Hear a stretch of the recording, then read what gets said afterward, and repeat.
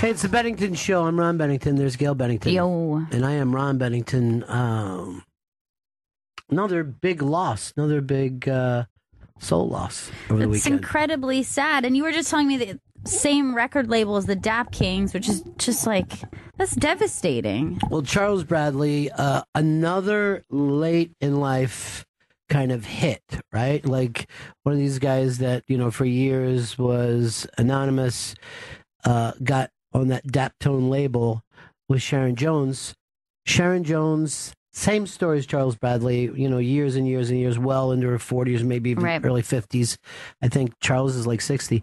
And then when they get to this thing, they're both taken from us. It's just, it's heartbreaking and incredibly, strange. But he was great. Look up his music and, the Dap Kings still go around and play with other people. It's a great, great soul band. But the fact of these two things happening, just unbelievable. His voice is amazing. So nothing happened over the weekend. Nothing went on with football or President Trump. So there's no use in talking about that. Kind of a snooze instead of news. You know what I mean? Yes. Boring. That's good, though, because it rhymes. Mm-hmm. Yeah, I like that. What's in the snooze today? The other day I had to go to HR because I said to Jen, "Hey, Dish, what's in the dish?" And they had to go have a talk with me. They hate that stuff. Yeah. And it wasn't so much that I said it. They said they didn't even mind me saying it. It was the groping. Yeah. PC. You know what I mean? I was going to say, you better tell them freedom of speech. Yes, freedom of speech is now about saying rude things. So, yesterday I wake up, ping, ping, all my friends are texting me, "You believe this shit?" Everybody was going crazy over Trump attacking, and apparently the NBA players are pissed because he said something about, I don't know, who was it, Murray? Yeah, it was Steph Curry. Steph Curry. I cannot keep up with the President of the United States. Yeah, I cannot keep up. It's kind of nonstop, and then it's also, it kind of just washes over you. Like it's news, but then you wake up and you're like, well, that seems like it's kind of falling in line with everything that's been happening. But no weirder than anything else. He wanted to do this. This is the amazing thing, is he wanted to cause chaos. And then he did. And he knows that a lot of people, like, their whole idea of America is, the flag, apple pie, the anthem that they can't sing all the words to. You know what I mean? So that's an easy knee jerk to certain people, right? And so he goes into that situation and goes, how can I make it worse to kind of pollute the airwaves and to get everybody talking about me on Sunday instead of the game that they're watching? And he pulled it off. Yeah, he has a knack for being able to direct the tension, whether it be negative or positive, and it's usually negative. It seems like preferably it's 99% of the time negative. There used to be a thing because all these guys, if you run for president, you're some kind of megalomaniac. And there was an old saying about Teddy Roosevelt that he wanted to be the bride at every wedding and the corpse at every funeral. Mm-hmm. He just wanted, but he wanted positive response. Right. He didn't want to come in, "Oh, it's not my birthday, so I'm going to knock the cake over and call grandma fat ass." You know what I mean? And that was what Trump has done. And the reason that he did it, the reason why he decided to create fake news is the repeal and replace looks like it's not happening again. And the wall isn't happening. So instead, he can act like the big story is Colin Kaepernick, who's not even in the league. No. Not even in the league. Madness. Now, you say to yourself, well, he's got his own thing and all. There is an island of millions of people without water, without electricity. They're suffering right now, okay? And that did not get any play at all over the weekend. It is a crisis, a humanitarian crisis is happening right now. And this is the time that the president of the United States is supposed to go. I know there's 3 million Americans. They are Americans. The Puerto Ricans are Americans. They don't have to have a passport when they leave Puerto Rico and go to Minnesota or LA or New York. They're Americans with the same rights as all of us. And their governor is saying they still haven't received all their search and rescue, all their humanitarian aid. It's on the brink of an incredible crisis, and they weren't mentioned at all over the weekend. And this is people cut off. You know what I mean? Like, you can't drive to them. They can't drive out of there. They can't go, oh my God, this is terrible. I'm going to go up to, 2 states over and stay for a couple and get. No, they're stuck like this for a while. This is the time that you expect leadership to come up, because we've always expected, whether it's Republican or a Democrat, the president's view was always be the guy who chilled things out. That was supposed to be like, I know this seems bad. We're going to get through it, no matter what it is. He also tweeted yesterday about how happy he was that he said many people booed during the national anthem. How is that not disrespecting? You know what I mean? Like, I always say to people when I'm at a ball game, those people start screaming, take your hat off at somebody. It's way worse. You're annoying me now during the anthem by screaming, take off your fucking hat, that you yell at somebody who's 10 things away, who forgot that they're wearing a stupid Ravens cap to a game. Whatever you want to say, Obama, Bush, Clinton, Bush, Reagan, Carter, Ford, I don't know any of them who tried to, for their own political reasons, start fucking chaos in the country. I can't think of another one. Yes, that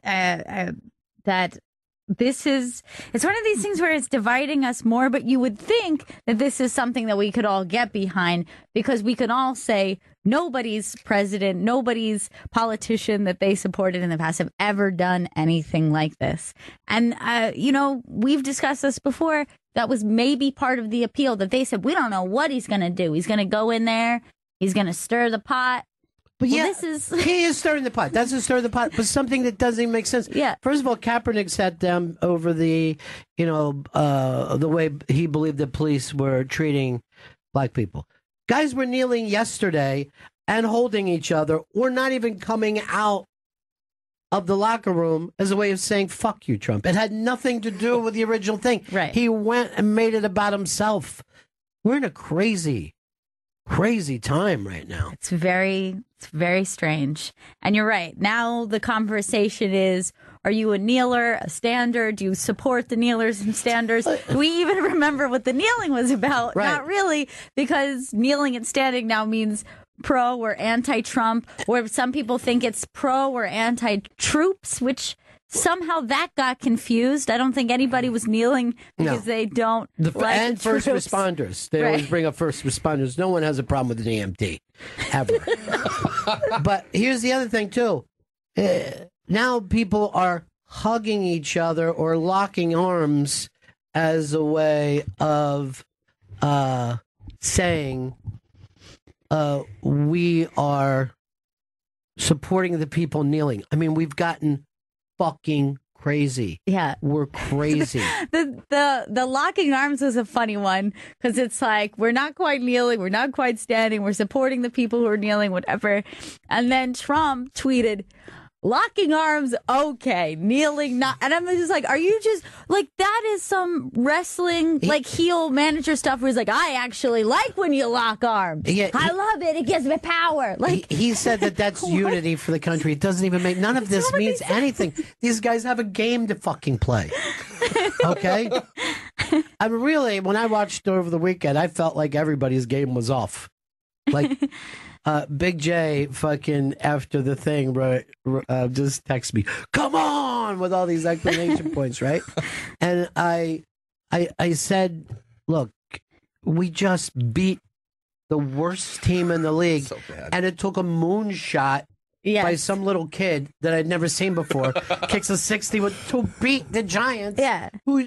He's a hero boy.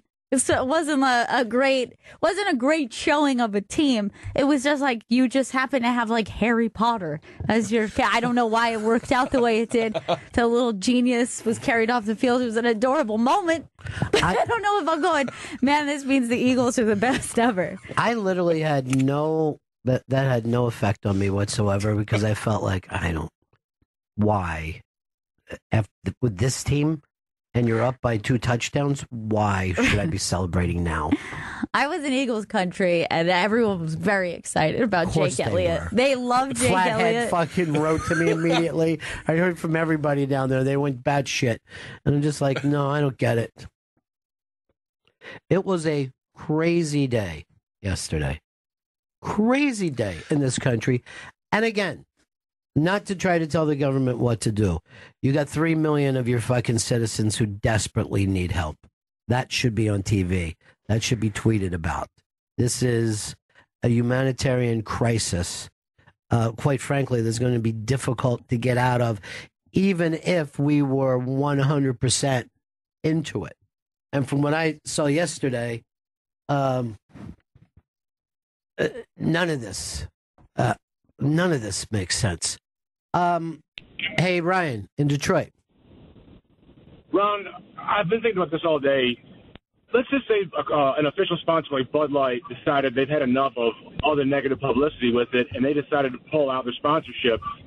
Do you think the NFL would put a kibosh to all this bullshit? Well, I brought this up before. It's just the NFL has decided that they don't have a problem with this, right?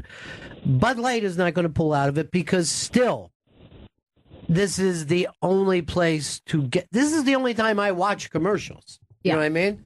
I don't watch commercials, and even now, most of the time I'm over on Red Zone. I'll forget, to go back to Red Zone and end up watching a commercial. It's very difficult to get people to watch commercials, even though the ratings are down this year and last year and the year before that, in the same way that every ratings are down for everything because there's more stuff to do. You're still getting more eyes on a football game than anything else. Particularly commercials. I mean, we just talked about this last week, that sports are one of the few things that you're like, I won't even watch it if I have to DVR it and watch it later because it doesn't even make sense. Yeah. It's one of the few live events. Most people record their shows, or even the shows that you feel like, oh man, I need to watch them live because everyone's tweeting about them, or on HBO, or, something that you're not going to be watching commercials. My mom brought up a commercial to me. She goes, have you seen it? Because it looks like another family member. Because it was a kid that was just saying, yeah, okay, I will. You know what I mean? And I go, no, I haven't seen it. She started yelling at me. It's on all the time, because my mom, she watches TV like she did in 1958, And I go, all right, I'm going to try to find this commercial. Because it looks this, and he is acting that. I go, I know. I'm going to see the commercial. She thought I was lying to her that I didn't want to have a conversation with her about this commercial because she sees it 80 times a day. James in Ohio. What's happening? Yeah, hey, Bennington. Hey. My only beef is that it bothers me that when he had a chance to serve, he deferred 6 times, and he's wrapping himself in the flag. He's adding this military angle to this, whatever he considers it. I don't care if people kneel or pray or stand or sit or whatever the heck they do. You've got the right to do either, or any or none. But the military angle, to me, is just that's something he's creating. That's not what Kaepernick was about. I don't think that's what any of the other players are. Well, first of all, the flag doesn't represent the military. You know what I mean? People choose or not to choose to go in the military. In Trump's case, he had horrible bone spurs while he was playing baseball. That didn't bother him. They were fine to play baseball in college or high school, but not enough to serve.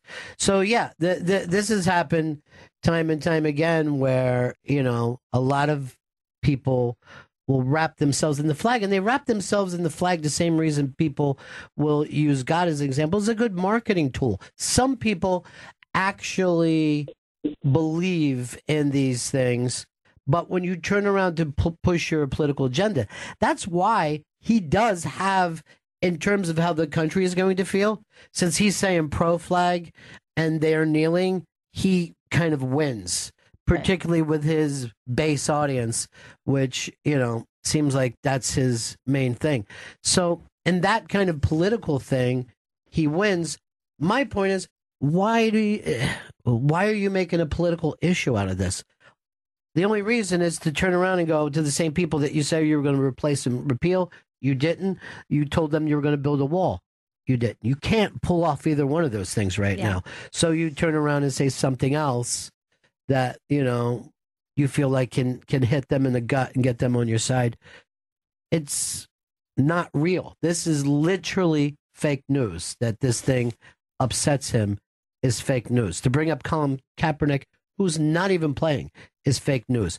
And then I got to fucking sit around and I'm watching different things. I was watching Fox and Friends this morning, and the guy is like, people like Muhammad Ali, and first of all, they fucking went after Muhammad Ali like a maniac during his lifetime. Now people are acting like, oh, he was great for doing that. Right. Martin Luther King went after him like a maniac. Anybody, the original suffragette people, they fucking rained shit on them. Now you turn around and celebrate them. But at the time of any protest, people are always mad at the protesters. Martin Luther King was not enjoyed by a majority of the country. A majority of the country thought he was a fucking troublemaker and was responsible for people getting killed and for lives being changed and shit like that. Like when people would get killed at a march or whatever, they would go, yeah, because Martin Luther King is down there starting his shit. And then he goes back to Atlanta. He did not get great press in his lifetime. That's amazing to think that you could see that change in a lifetime, because my whole life, he was like a secular saint. He was like a U.S. saint since I was a kid. Sure. So it's really... Because that's what we do with people after they die and we can't hear their opinions anymore, and we get to say, Martin Luther King was about peace, blah, blah, blah. But when Muhammad Ali didn't go into the Vietnam War, didn't run, but said, I'm not going, fucking hate came his way. Yeah. Even back, and then he said he was Muhammad Ali. He didn't say he was Cassius Clay. Well, he was Muhammad Ali. Furious with him. He was not liked by the majority of the people. Matt, Long Island, what's up? Hey, Ronnie, love the show. The NFL can really grow some balls when they want to, though, because they've rained really hard on guys who have worn the wrong colored socks or the wrong colored sneakers. 100% agree. And they've told teams that they can't wear a patch because it's not right. 100%. There's an actual rule. Right. There's an actual rule in the NHL about standing about standing, but they're afraid of their players. That's the only reason why that they're going for this. I feel like this is like a revolt now for them, that they want to be on the right side. Well, why aren't they afraid of their players when the player acts like he's a dog? Put that up. When he's a dog taking a pee in the end zone, they're not afraid of that. Yeah. Yep. Yeah, they'll get a penalty for shaking their ass a little bit too much. They'll call that, but all this hoopla they're fine with. But the owners went out and were standing with these guys. The coaches were standing with these guys. You will not hear, as far as I know, an owner or a coach saying we need to do something about this. So also, an NFL player. I think they said an NFL player. The NFL average is one player arrested every 7 days. Yeah, but that has always been true. If you're going to decide now that it's a thug game, it has always been. In the 1950s, in the 1940s, these were fucking guys that would also be in bar fights. This is a violent sport and always has been. Yeah. Always has been. When they say, to kids, sports will make you a better person later in life, I never believed that for a minute. I never understood what it had to do with anything. Most of the little kids I knew who were really into sports were like, as you call them, red asses. Like they were always just like... Right. It was a way to do something with their crazy energy. Right. That's why the cops used to take kids down to, the boxing gym and say, "Here, if you guys want to settle," you say, because you just try to find a place. You where have violent energy. Yeah, and... you guys can punch each other the right way. You know what I mean? But it was always just about craziness. Hayden in Fargo. Hayden. Ronnie B and company, how are you guys doing today? Cool. What's up? So I think it's kind of funny that Reagan had the war on drugs, Bush had the war on terror, and Trump now has the war on black athletes. Today, like this week. Yeah. In 2 days, it'll be something else. In 2 days, he'll pick up a new thing. Yeah, and then something else. In 2 days, he'll pick up a new thing. Yeah, and then everything moves on. I'm reading Katie Tur's book, and I'll just give you her story. So she's this young, early 30s broadcaster, kind of worked all over and NBC local, blah, blah. So she's in like London at the time, and she gets a call. Trump just jumped into this, and we don't have anybody come over and follow him. And she does, and it's supposed to go short, like none of us believed, And she ended up spending 500 days on the road with him. And like when you're reading her book, you're reminded of all this stuff that you already know of, just crazy shit after crazy shit. Yeah. And it's nonstop with him. But what's even more interesting than that is he's still on that political crap. He's not acting like he cares about anything that a normal president. And that's why a lot of people fucking voted for him. They wanted to see, my friend Anthony Cumia said, I wanted to see a monkey wrench being thrown into this. Well, this is what it looks like. This is the kind of craziness that you have. And anybody whose brother married a nut has seen this happen to their family. You know what I mean? Anybody whose stepdad, you know what I mean, was a maniac, has seen what some people, I would call it the bah factor. My chick's step-grandfather was just a guy who liked to stir shit up, and he always had one of the kids crying, or and then later he'd be playing with them, and they're having fun, and then he would just yell stuff out. He would turn the channel for no fucking reason when people were watching stuff. He was just a guy who needed chaos all the time. And that was his only driving thing in life. That was it. Everybody's got somebody like that in their family. And now we've elected that person. It's quite madness. Bruce in Canada. Bruce. Hey, Benningtons. Yeah.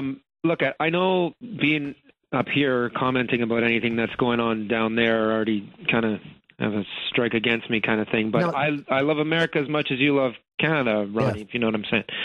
But I know that you guys get frustrated, angry, whatever. But do you get embarrassed? Because to me, I mean, you guys are boiled down to a catchphrase like "take a knee." When you hear it over and over and over, it becomes really cringy. Like, and then next week it's going to be another catchphrase and another catchphrase. And look, like let me tell you there's something. Real serious shit going on, and everybody's just. Look, I'll say this. Remember when you guys had that mayor of Toronto?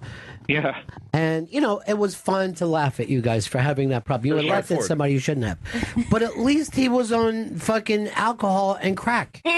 We have no excuse. There's no excuse. I mean, your guy fucking smoked crack and started acting like he was talking Jamaican. And we were like, oh, shit. This is fucking so great. He was also just a mayor, which was kind of like the same way, though? What's that? Don't you think Trump's the same way, though? Don't you think, like, he came in there sort of like a Rob Ford, and they just said, get your ass to Saudi Arabia, and he went, huh? I don't...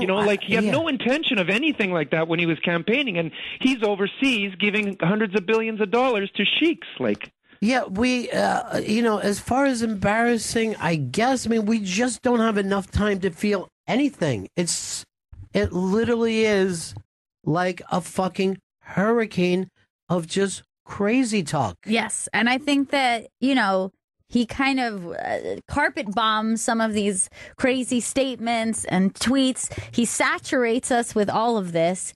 And who can even remember fucking Kofifi? Who can remember Rocket Man? You can, because you're like, I'm dealing with this now. And, along with him saying, taking this very specific, strange stance on feeling the need to have an opinion or express that opinion about whether people kneel or stand. In the middle of it, he's also going, he gives a statement about how boring the game is because they focus on worrying about concussions. And you don't hit as hard as they used to, yeah. You got to let them. And it's just like, I'm sitting there and I'm like, this is insane.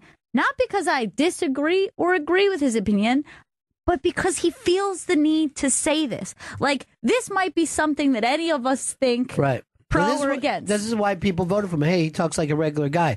But do you want somebody tweeting out, why are they even wearing helmets? They could really be lighting each other up without helmets. And his opinion is like, he's just like, this is what they want to do this. They want to tackle each other. This is so weird that you're saying this statement. I don't know why. And he was like, I put it on for 2 minutes. I just put it on. Because he was trying to say, everyone should boycott the NFL. But then he's like, 2 minutes, bad ratings, but I just put it on to see. Beautiful tackle. It's beautiful. They hit each other.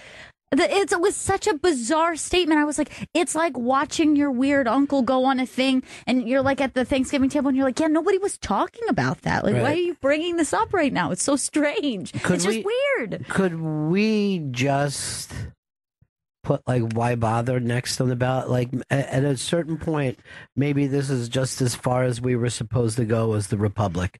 And we just go, I don't give a... maybe this whole thing doesn't work if this is what we end up with. But in the meantime, all the people support him.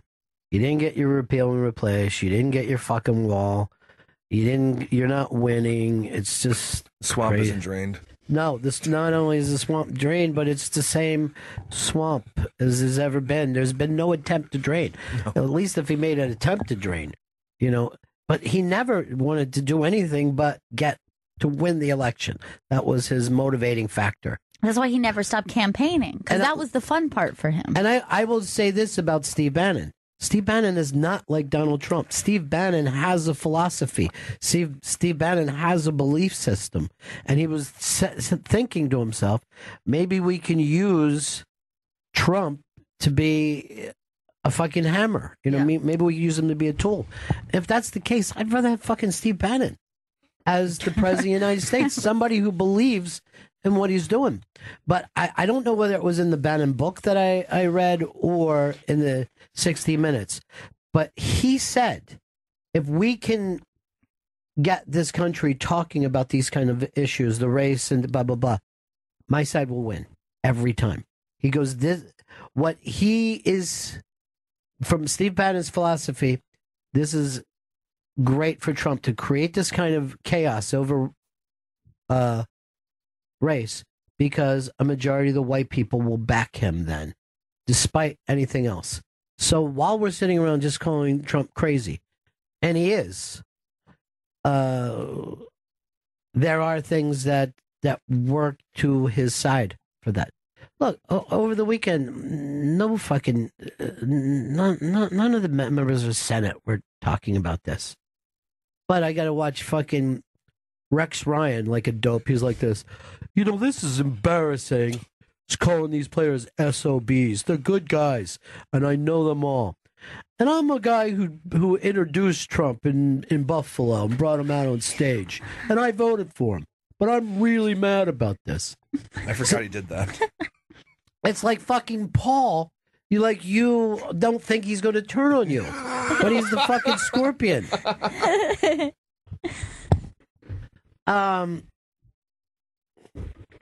Here's Greg. Greg, what's up? Hey, Ron and Gail. Yeah. Hey.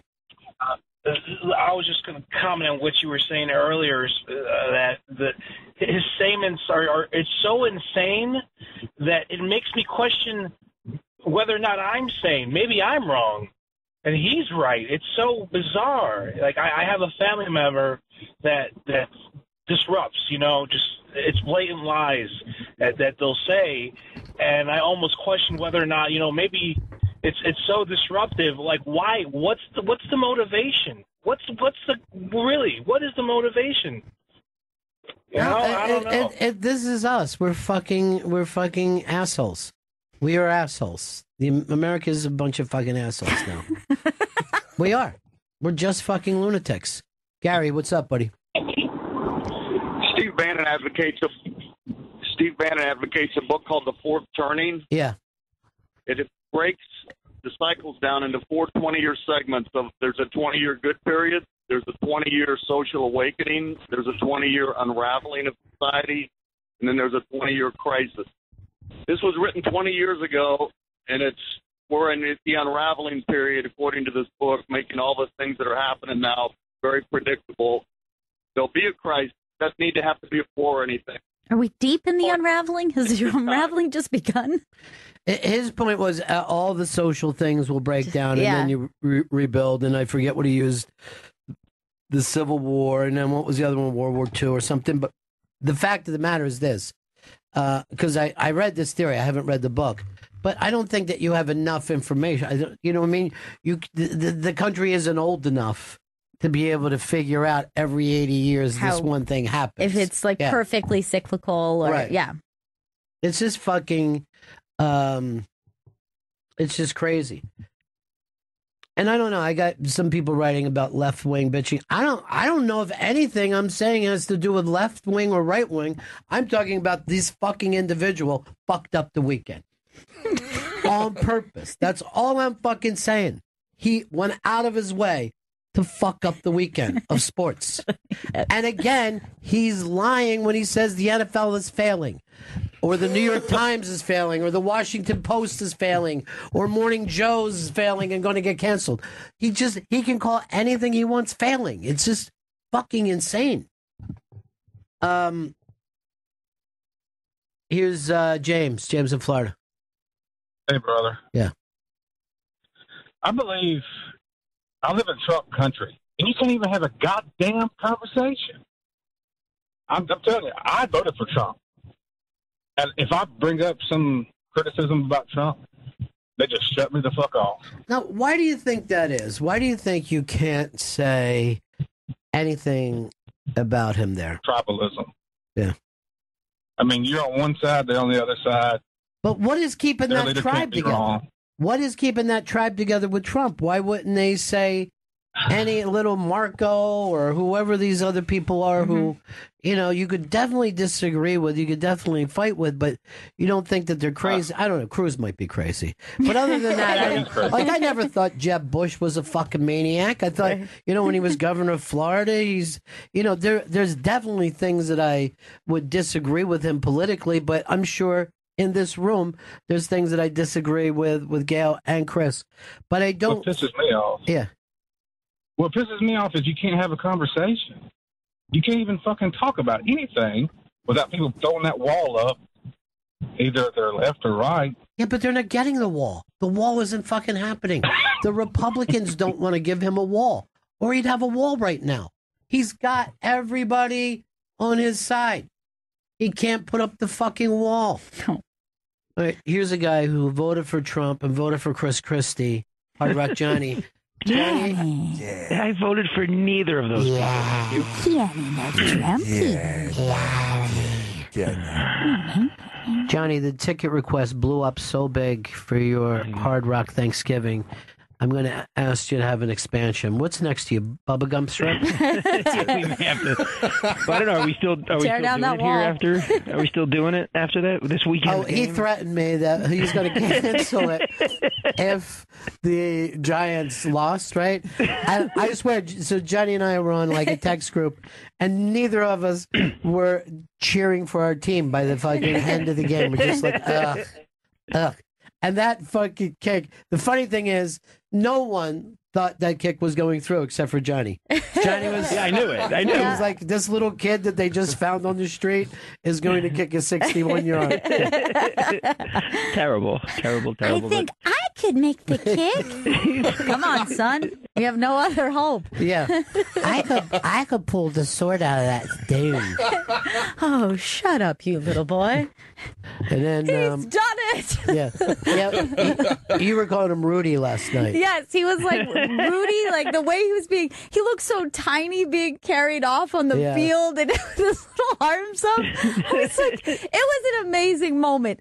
For him, it was like it was, and like afterwards, everyone's like, "These Eagles, no, not the Eagles." By the way, the genius Jake Elliott. They don't carry people off in the NFL. You know what I mean? It's just that's something that doesn't. They're professionals.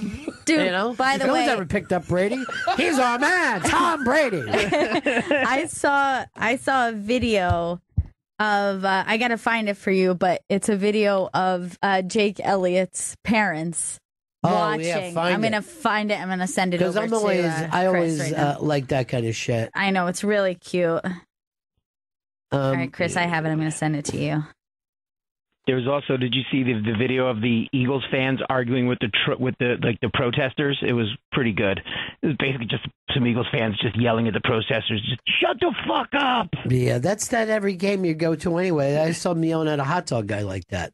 Yeah, but the people who boo during the anthem, they don't realize they're being disrespectful. It's just, Johnny, I can't take it anymore. I can't either, and it's first of all, my team sucks. But it was despite all the stuff around this, it was actually a good weekend of football. There were some amazing finishes. I didn't enjoy any game.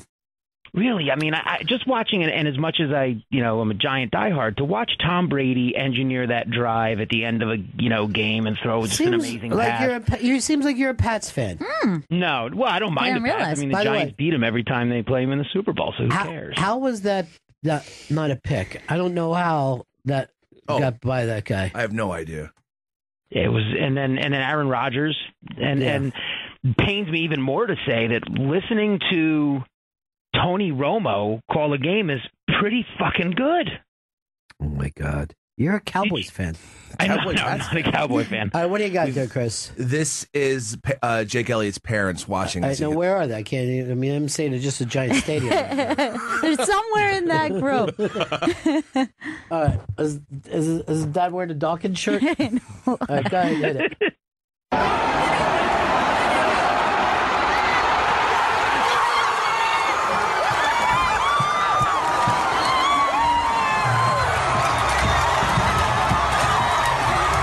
Oh, God, look at his dad. His dad looks like he's going to pass out and throw up and cry. I'd like to say that's me. That's my son. The dad's face is just, he looks like he's going to pass out, and he's choked up, and it's so sweet. Where is he from, this kid? Because they look like any Philly street people I've ever seen in my life. They look so young to have a son in the NFL. Well, like, their son is a child. Like, he looks like a small boy. And I know he played for Memphis, I think, but I don't know where he's from originally. He's from Western Springs, Illinois. Wow, that was sweet. So cute. All right, Johnny. Bennington's. Peace. Looking forward to a great Thanksgiving. Me too, buddy. Me too. It's going to be a blast. So we're putting together, Chris is on top of putting together the lists, and because we know a lot of people have to fly in for this. All right, take care, Johnny. Peace. Later. Tim in D.C. Tim. Hey, Ronnie B. Kind of echoing what I've heard you say in the past, but I'm an active duty Army guy, and I don't see what the national anthem has to do with anything with the military. If anything, it should represent what the country feels as a whole, and not I don't know, like autocratic dictator, type. We're a mighty military, so we have our national song tied up in that. I think that's bullshit. We're a democracy, and we should, reflect that. So I don't take any issue whatsoever with somebody expressing themselves with the anthem. Right. The fact that we have a military is something that is necessary to the republic. There's no doubt about it. But we went out of our way to not put the military over the republic from the beginning, from day one. And these were people who had put together an army at the time. So they knew, hey, the last thing we want is for the Army to be running the country. But I swear football has a big reason that we think of it that way, because like it became one and the same and for some reason. They're flying jets over because they take patriotism and use it as a marketing tool. Yeah. And those are all paid for. Yeah. Right. A lot of that is paid for by the military. Yeah, you told me that not too long ago, and I was shocked. I think it was actually during the original Kaepernick conversation, and I had no idea that was an advertisement. Well, because a lot of the military are guys that played sports in high school, and they enjoyed being part of a team, and teamwork is way more important to the military than it seems to be to the private sector. You know what I mean? Right. If you look at stuff like racism and sexism and how to be progressive, the military has been in front of the private sector 100% of the time.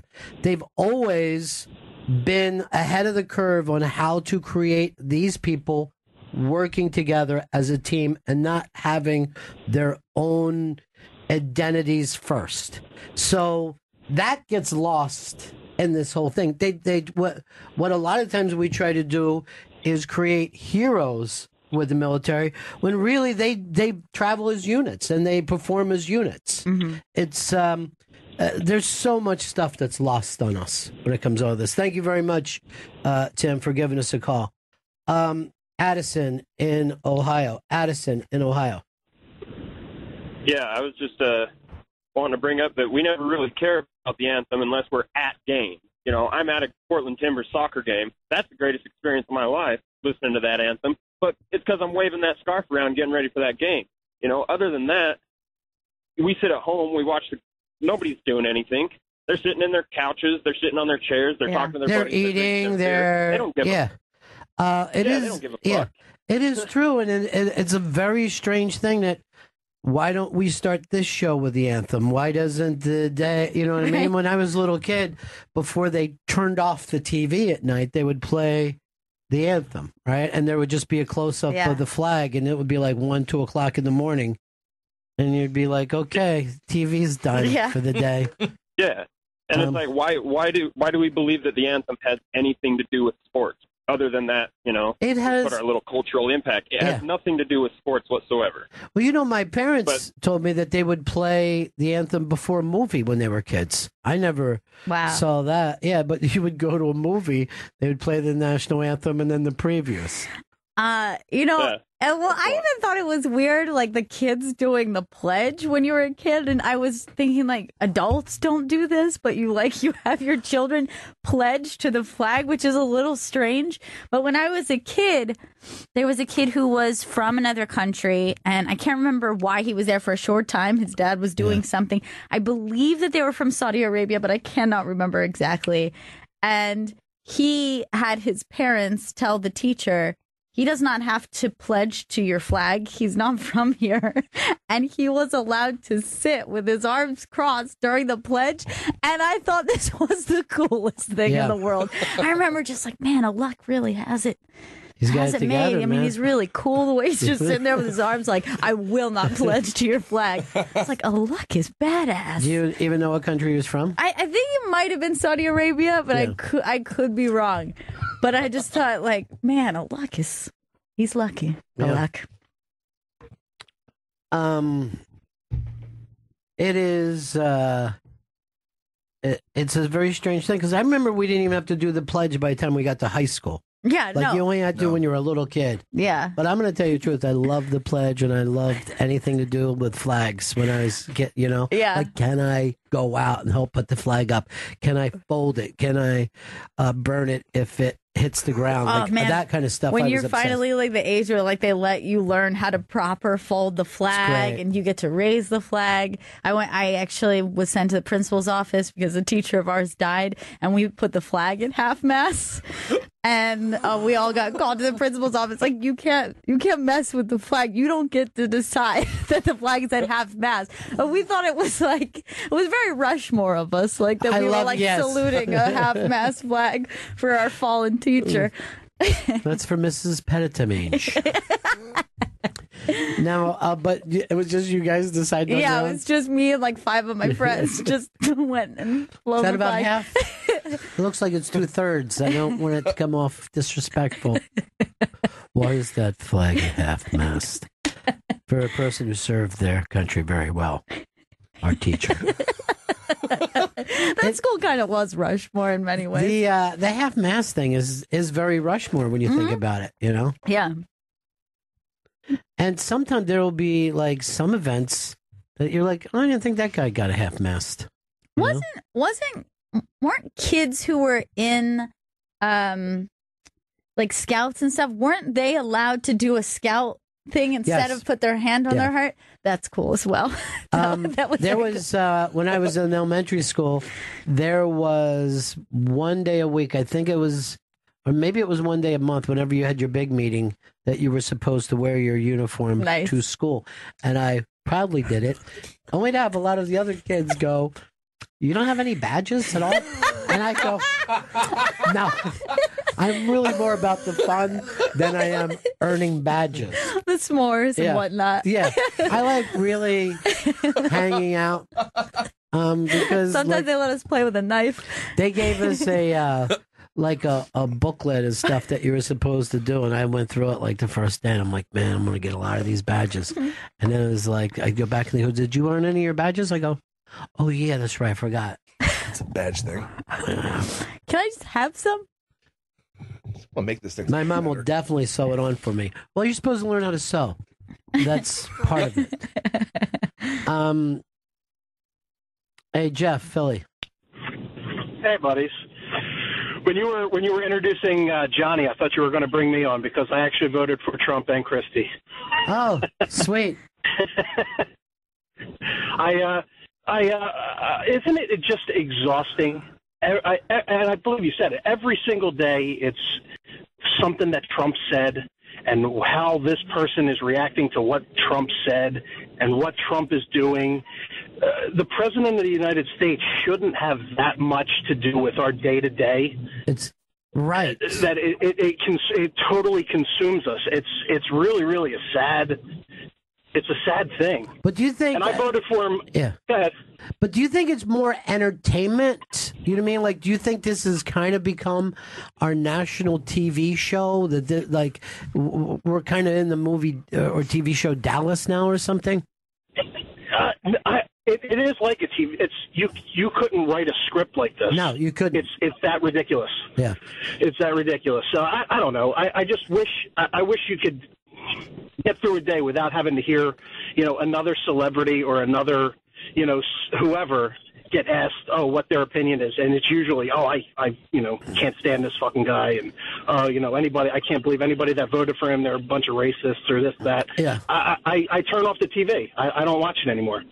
Yeah, and you are correct. There should be times that we're just not involved in it, Yeah. But the stuff that, like, again, people voted for him for their own reasons, but it had nothing to do with the shit that he was pulling all weekend long. It had nothing to do with that. And continues to. I mean, 3 hours ago, he tweeted again, #stand for our anthem. Like, he's just like, let's just keep this thing going. Again, let's keep it rolling. Stand for Puerto Rico. You've got 3 million people without water, without electricity.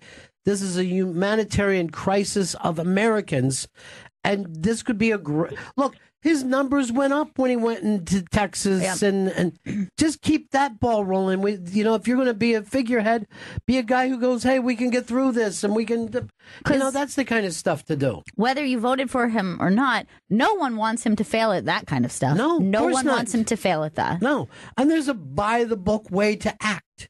There's a by-the-book way to act. He didn't do it first, but then when he went down there and was like, I don't know what he's doing, fucking handing out like scoops of mashed potatoes to people, they loved him for it. Yeah, they do really like that. Yeah. Oh, God, this country. Loading up that truck. But, I mean, look, he's a guy... Certain people didn't like Obama, but he didn't say something to piss you off every day. Certain people didn't like Bush. Again, both those guys tried to be as presidential as they possibly could. Did they succeed at everything? No. No one did. But they were not trying to stir shit up. The weekend had nothing to do with anything but stirring shit up so that no one could say, or no one would talk about, that the repeal and replace fucking failed. Yeah. Again, that's what this was about. It wasn't about the fucking anthem. It was something other than that. Or Russia. He manages to keep Russia out of the news by doing shit like this. So, you know, could he just turn around and say the Kardashians are like prostitutes the way they dress?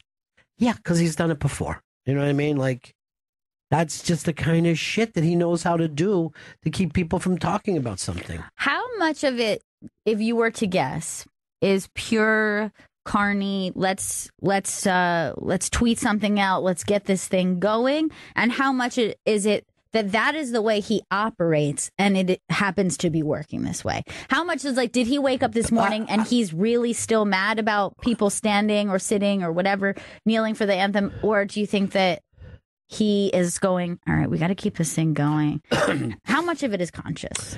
I think he is a salesman first. And most of those guys are salesmen on, you know, whatever level. Everybody is a salesman on some level. But this guy has managed to brand and all that. So he knows, like, hey, people suddenly care about views. I'm going to talk about views constantly. But, you know, when you look at him, when he talks about things, he actually can make them happen. I do believe that he has some kind of belief in that you have to believe that you can do and blah, blah, blah. And I think he's competitive enough to say win at every cost. And if that cost is making everybody in the NFL feel bad, because let's face it, the amount of people that were kneeling was far less than the weekend. I mean, there was like, what, 4 or 5, and maybe 10 before that, maybe. I don't know. We weren't even showing them on TV anymore, and there was over 100 with teams not coming out. Yeah. So you didn't make this better. You just stirred up a bunch of shit. So I think he's a naturally, you know, I mean, he said his favorite person is P.T. Barnum. He wanted to be a movie producer first before he got in real estate. He loves a big show. Yeah. He loves it. Howard Stern said that he's not going to that Trump wouldn't like being president because what Trump wants is for everybody to like him. Yeah. But if they're not all going to like him, he's going to find a way to, you know, have some kind of chaos.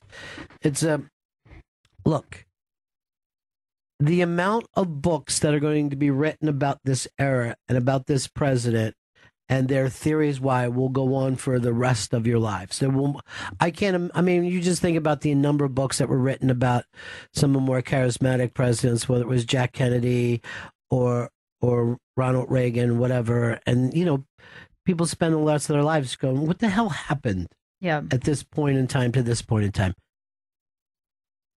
The Trump era is going to define things for a long time.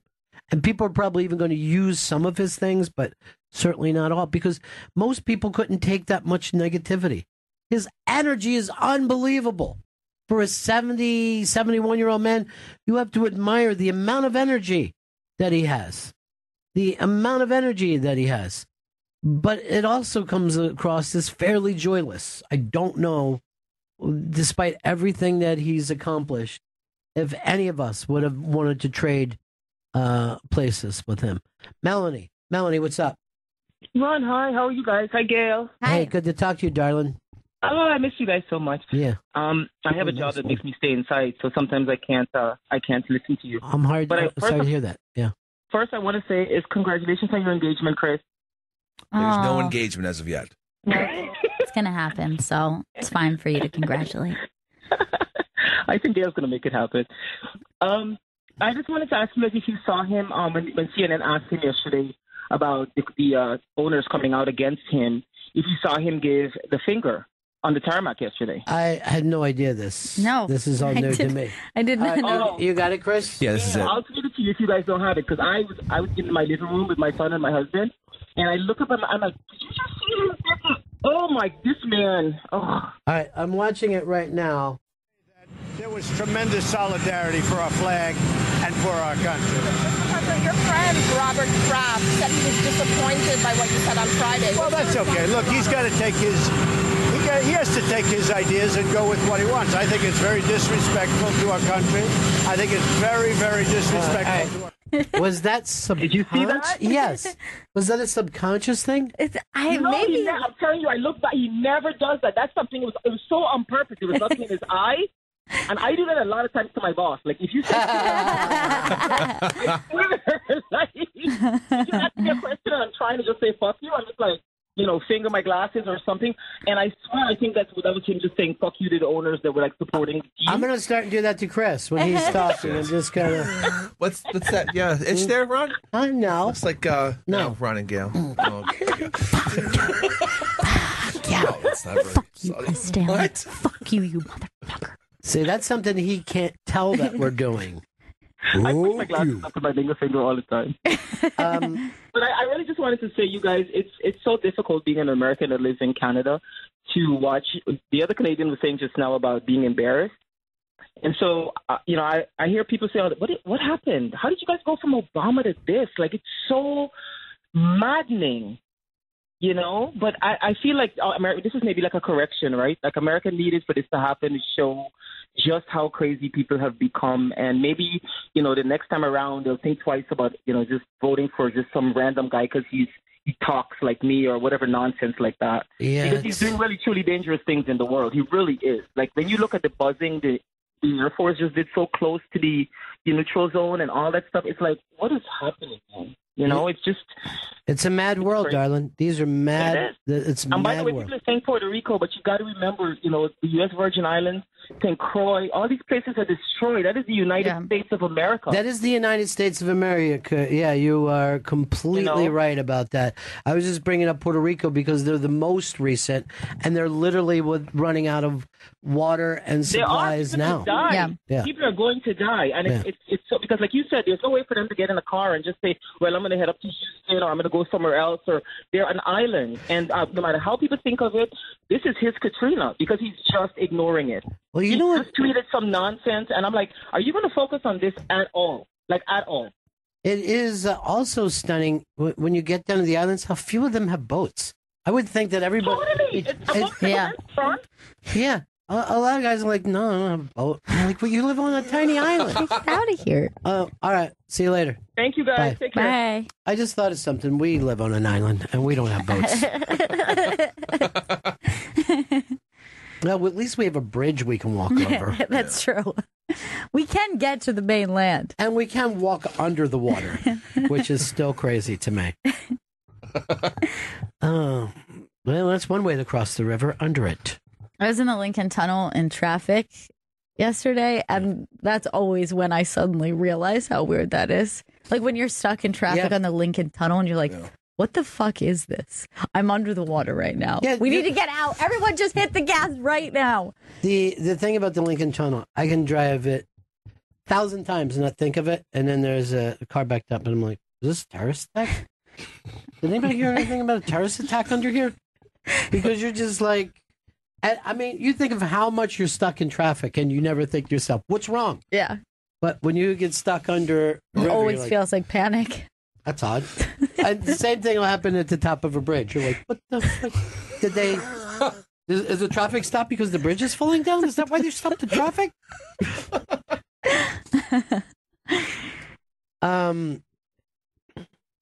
Hey, Scott. Scott, what's up? Hey, I think the thing with Trump is, I kind of like him. He's funny and all that, but he's the only one that really hasn't had like a strong first lady or wife that would kind of temper him a little bit. My girlfriend keeps me out of more shit than I could get myself into, and I just don't think having a trophy wife that agrees to everything. I think that's kind of hurt. We don't know what their relationship is, though, man. She might talk to him at night. Yeah. She's like, Don, you'll have to fight with everybody all the time. Donald. Look at our son. He's so fun. I don't know. I don't know what the hell's going on. Mona in Washington State. How are you? I'm good. How's it on the East Coast? Oh, we're actually the warmest I can ever remember this time of year. Yeah, it's October. Wow. Yeah, it's like 80, maybe even close to 90 today. And I'm just like, man, we just don't have this. Yesterday it hit 91 in Philly, and I was like, this doesn't make sense. Apparently, This it has to doesn't- do with that the hurricane stuff is still churning around and is Right. pushing hot air towards us. I don't know. I should study weather more. Well, according to some people, it's also Trump's fault too. So, Oh, you're a Trump guy, huh? oh, you know me. I'm what's the word? I'm a minority. I'm a lesbian. It's a Republican, and it's a woman. Yeah. So what it now? You think Trump's doing a good job out there? I think personally, yes, only because I think the country was at a point where they were so stagnant, they were just going along with everything. And now that you have somebody like Michael Bennett or Kaepernick, I think it's a beautiful thing that they could do. They could do whatever they want. This is a country for them to be able to do what they want. But people have to understand that maybe they're trying to move away from somebody else or something else that they feel it was weighing them down. I'm not following you. Okay, for example, let's say you own a country. You just have this plot of land and you decide to have somebody come over to your country. Mm-hmm. Well, no, that's not what I wanted to say. Never mind. I like. No, I like that. I own you have my own 10 country. people. You have 10 people Yeah. that were all Democrats, let's say. Mm-hmm. And then you say, okay, after the Trump comes in and stirs things up, he's like, well, you don't have to always be a Democrat. You can be whatever you want. So I think he's giving everybody that opportunity to say it, even though some of the stuff he does say is stupid. I do regret some of the stuff. I just wish I could put a plastic bag over his head sometimes. But yeah, I'm just saying, people just have to understand that they have an opportunity to be and move wherever they want. And I think in the last 8 years, nobody's had that, and nobody's bothered to even say anything about it. Yeah, I'm not sure I understand what you're... I think she's saying something about the two-party system, Yeah. right? I mean, that you feel like... They're all the it's same? Well, it's not that they're all the same. I just think people just need to understand where they're at, and they're part of their culture. They're, yes, Bennett has a great opportunity here to be able to say that he feels oppressed, but he's not. I don't want to say he's not oppressed, but you can't really be oppressed in a country that doesn't oppress you. Well, I don't know if the thing that started this off, and it's very interesting, get back to what Kaepernick did in the beginning, is basically said that the cops and black people, right? And it's very difficult, let's say, for me to relate that because I'm not a young black man. I'm a middle-aged white guy, and I never get hustled by the cops, right? Yeah. But, so it never hurts for people to discuss, hey, this is what women go through.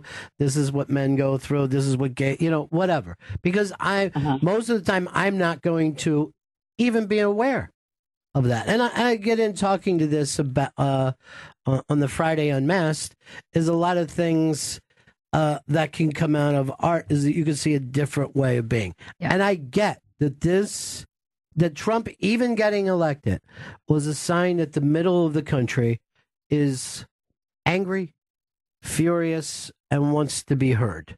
I get that completely. Yes, she said the middle of the country, but do you realize 53% of women voted for Trump? First of all, that figure isn't right. It might have been 53% of Republican women, but it wasn't 53% of women. But what I'm saying is I get the fact that the middle of the country is going through some rough times and they want to be heard and industry is left and all those kinds of things. I get that completely. I don't see what that has to do with some of the crazy shit that he does to stir shit up. You know what I mean? Yeah, that I don't understand because I have to admit that when Kaepernick first took a knee, I was like, oh, God, here we go. It's a typical black man with making millions of dollars. And then I got to thinking, it's his right. I don't really care what he does. Right. As long as he's going out there to do his job, I don't really care. I mean, but people just don't stop and think I should maybe look at it from his side also. I understand that he's a black man and that he gets followed because I get followed in the store, too, just by the way I look.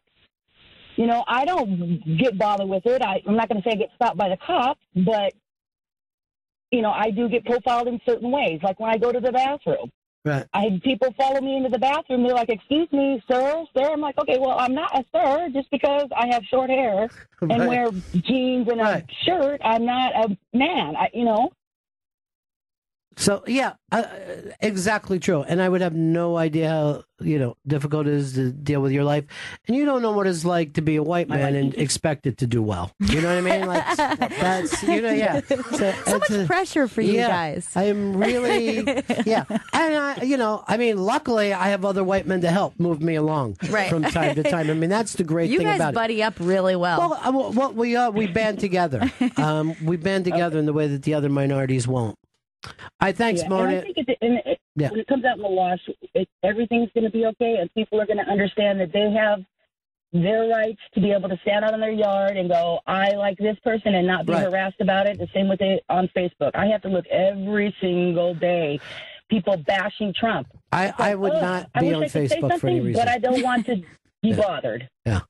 All right. Thank you very much. Yeah, families are breaking up over how...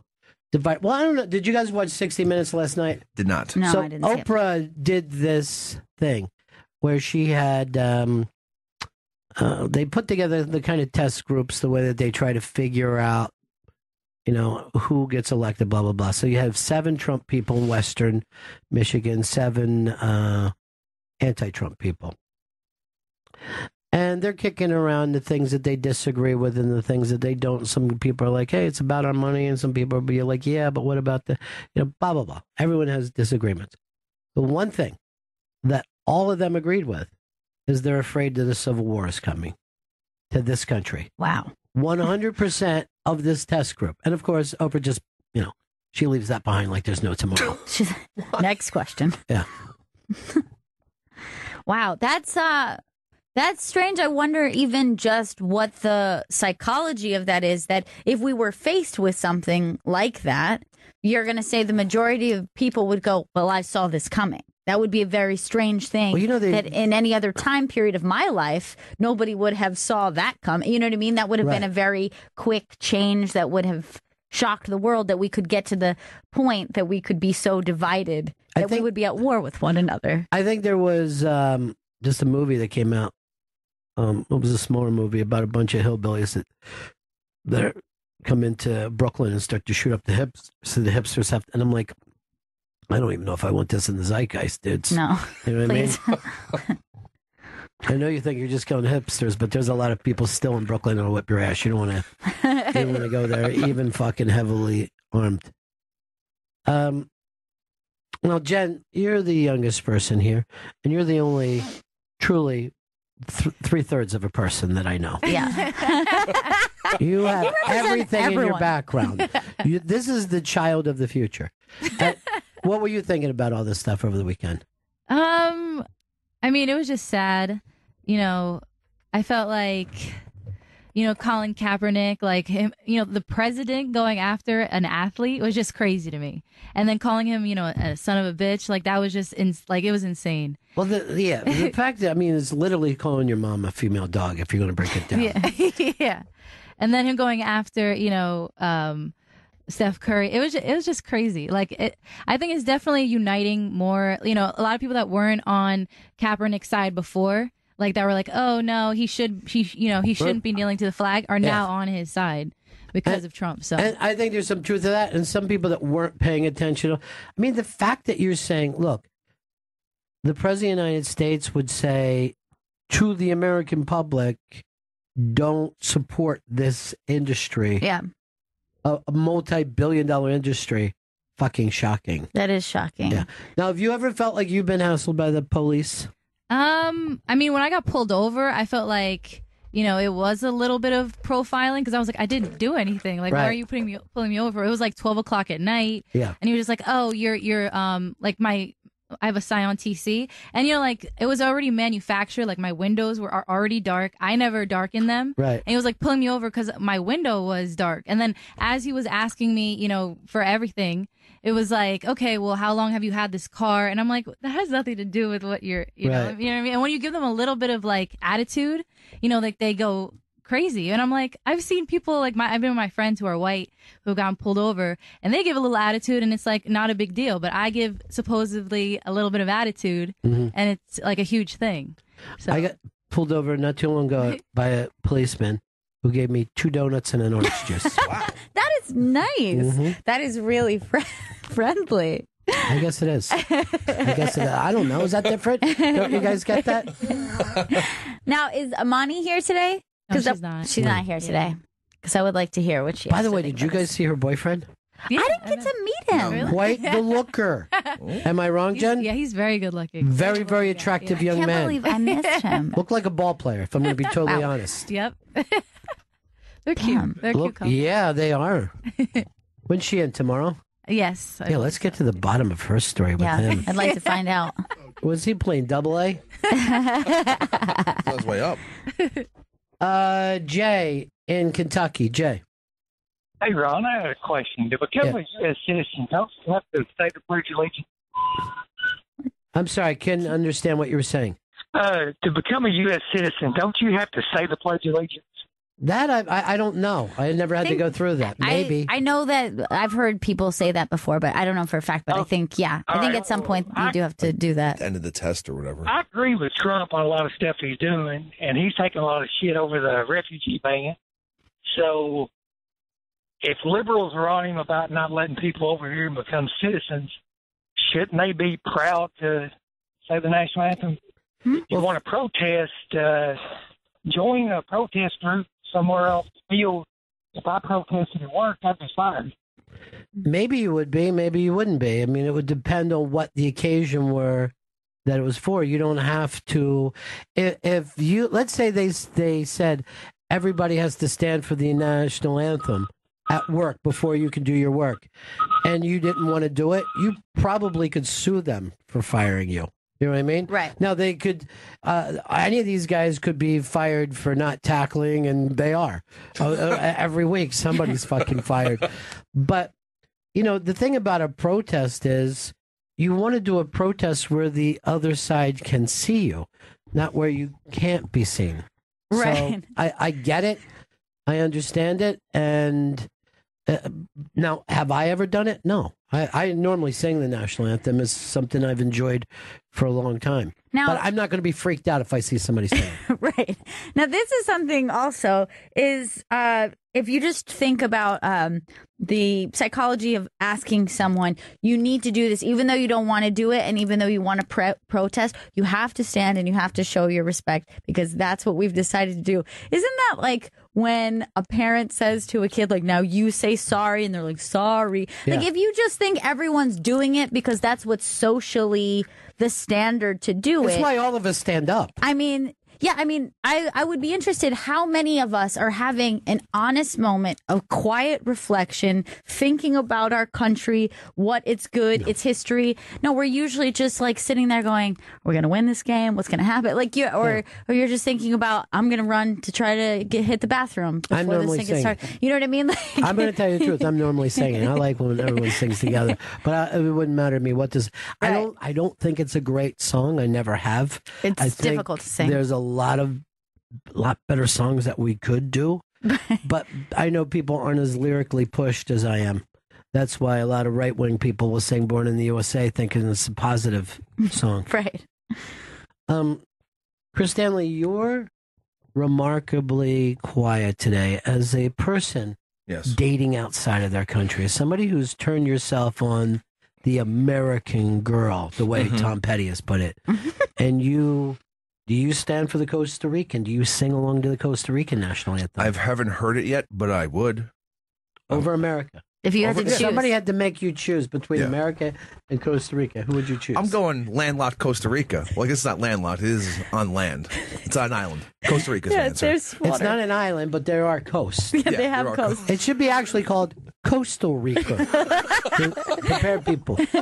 But it's a lush landscape. It's very beautiful, but deadly too, my friend. Ecotourism is big down there. What do you mean by that? Like people go there for the wildlife and the there's a lot of like the natural springs and volcanoes. It's like prehistoric, really, when you think about it. Pretty much. I go there for the dinosaurs. and we haven't checked with Vito Giant. Man, are you a Jets fan?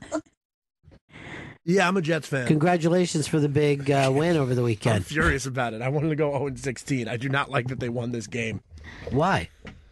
I like it. I think if you're going to be as shitty as the Jets are going to be this year, there's no reason to win. Why are any you games giving at all. up? They're only one game under 500. The new QB looks great. Yeah. I don't think it's going to last very long. I think even if we did somehow magically get into the playoffs, there's no chance you're going to go far into it.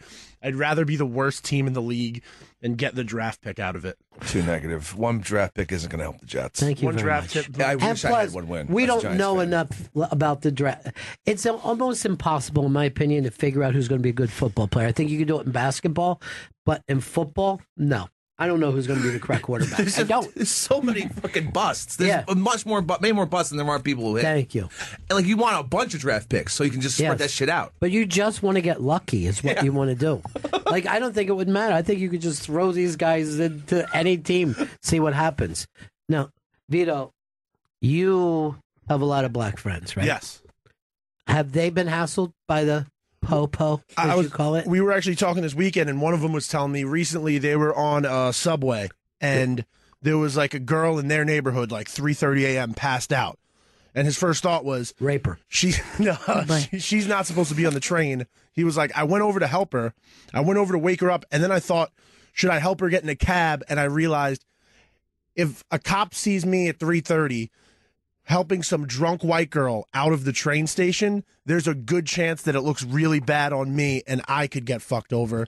So he was like, it was this awful thing where He's I wanted making up an excuse not to help. That's typical of your generation.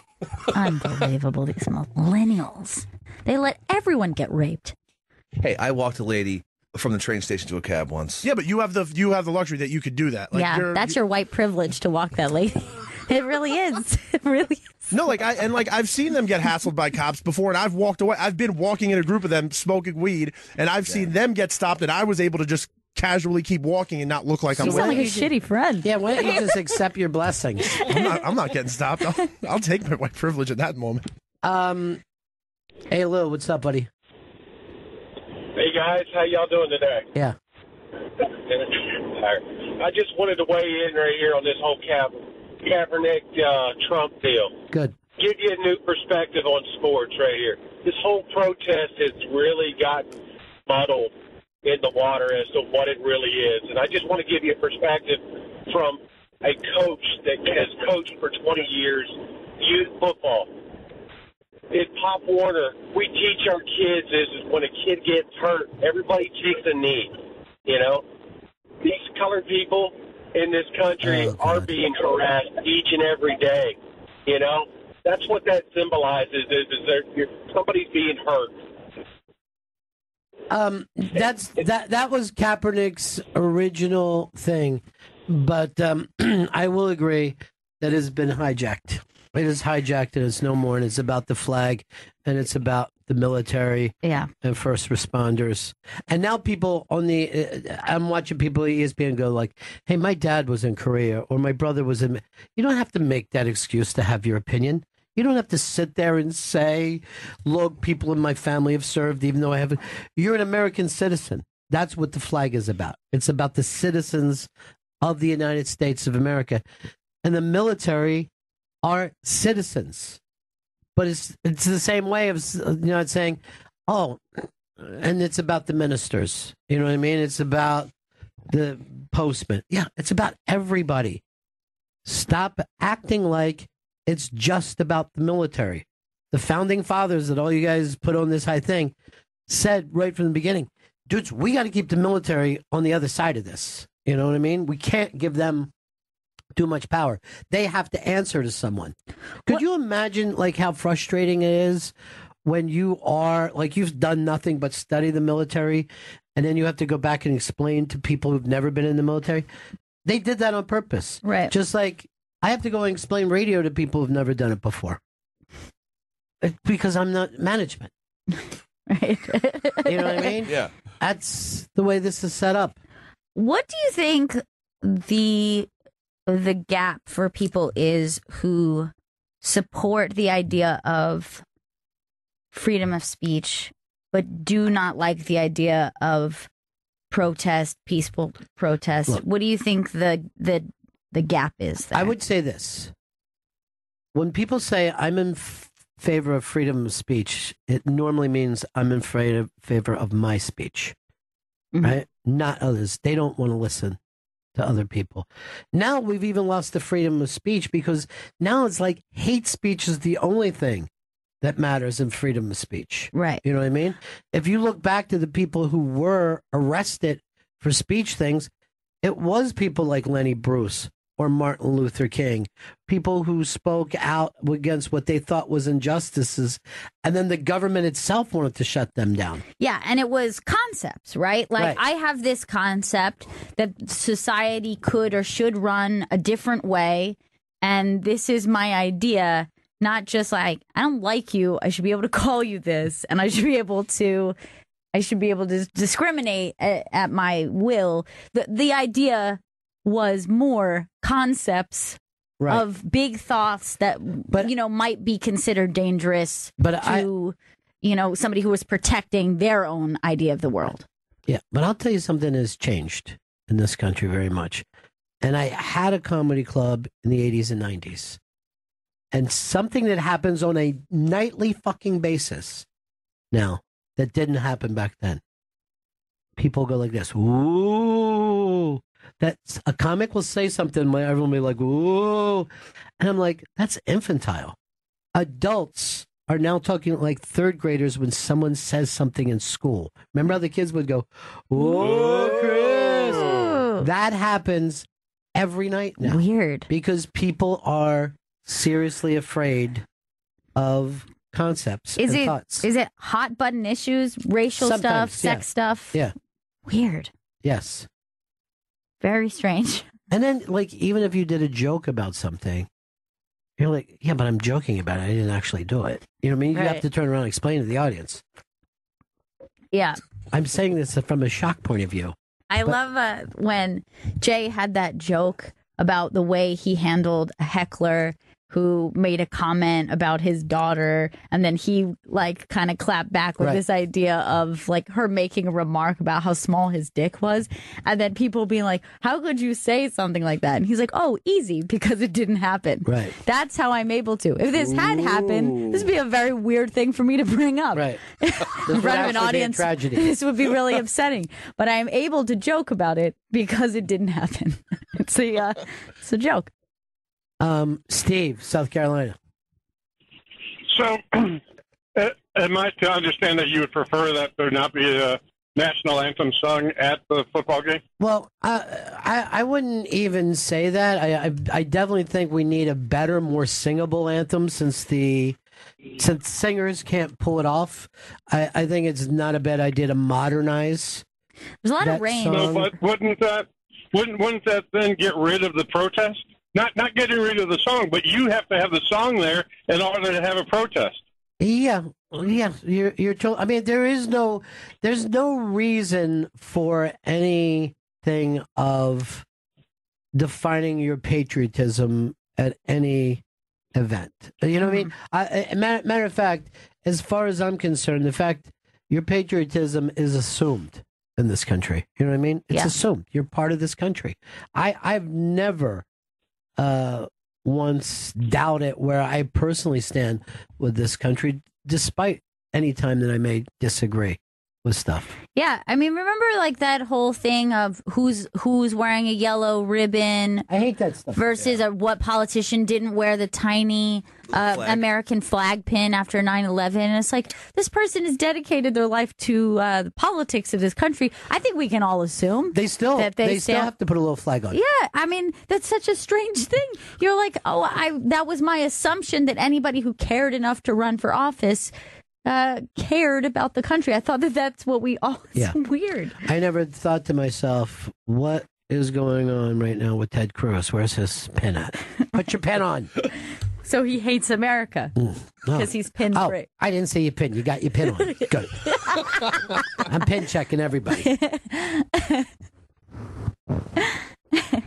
I don't know. I can't deal with it anymore. Just can't deal with how crazy things are. Oh, it's very weird.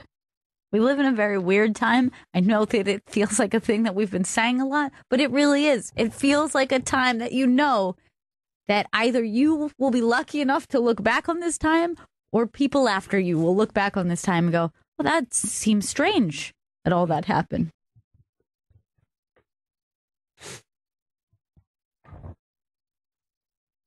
It was a weird weekend, and it was an unnecessary weekend, and I would love to see what we can do to help the island people right now, the people of Puerto Rico. I saw somebody on what was the thing that used to do Chris? Periscope.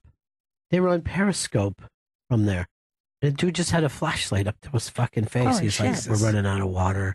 The heat's unbelievable here." Insane. He goes, "We hear they're sending Navy ships full of supplies, but we don't. They can't even spread information back and forth. They're off the grid completely." I just wish Jen was 1/3 Puerto Rican. Nope. Hey Kyle, what's up, buddy? Hey guys, I know you guys are big fans of the Olympics. We are. What would you think during a medal ceremony that this type of chaos ensued with taking a knee while looking at other countries stand, even if they're not proud, in good etiquette for their countries? What would I give a shit, in all honesty? I mean, quite frankly, it's even embarrassing that I applaud when we win the breaststroke or something I don't normally care about. It's a kind of a made-up thing. But yes, John Carlos in Mexico City, I was alive for that. And it did not bring down the republic. Yeah. You know what I mean? One of the things that makes us great is this stuff can happen, right? If somebody burns a flag, it does not hurt the United States of America. It doesn't. You're making up the fact that it does. Yeah. And people are like, "Oh, you should never burn a flag." You're not even supposed to wear a flag. No. You're not even supposed to wear a flag on your shirt. That's supposed to be the worst thing that you could do. And then Roy Rogers was riding around all made up. And you're like, "That's a pretty cool shirt." American flag bikini. How's that okay? Sexy. I mean, a little while ago, we were just arguing about stupid statues. Yeah. And that's stupid. That's fake news. Again, it's made up. But we didn't expect the fake news to come out of the top of our government. From the Twitter account of the top of the government. I think it's based just like someone tweeting crazy shit out. Like, I think it's partly just the Twitter account. I don't know, man. I'm going to tell you the truth. I don't know. It's like I'm getting news updates on my phone. What did Trump just tweet? It was, I mean, he was on a house. And it just, he took over the entire Sunday. And that's the thing, I think, that just fucking exhausted me. Yeah. Like, and look, he's taken over this show, and I'm sure many shows all over the fucking world today. And watching like Red Zone, you hear every broadcast team, and they all brought it up during every game. Like, it was just hearing the same thing. Terry Bradshaw was anti-Trump. Now, you can't get more fucking hasty conservative than Terry Bradshaw. Matter of fact, no one looks like him left. I was trying to think. I mean, with those suspenders and the big gut, I mean, it's such a look back. It's like he could be the kingfish. Yeah. There was, I think, a black and white TV show, I guess at the beginning of TV, and it was pre-Beverly Hillbillies, right? Okay. It was pre-Andy Griffith. And there was a character actor, can't remember him, and he played like the uncle or something. Like, hey, we might, like the whole thing was just like blue-collar comedy. It was like redneck comedy. Sure. And I can't think of the name of that fucking show. But if anybody knows it, I'll send them into the prize closet. And who played?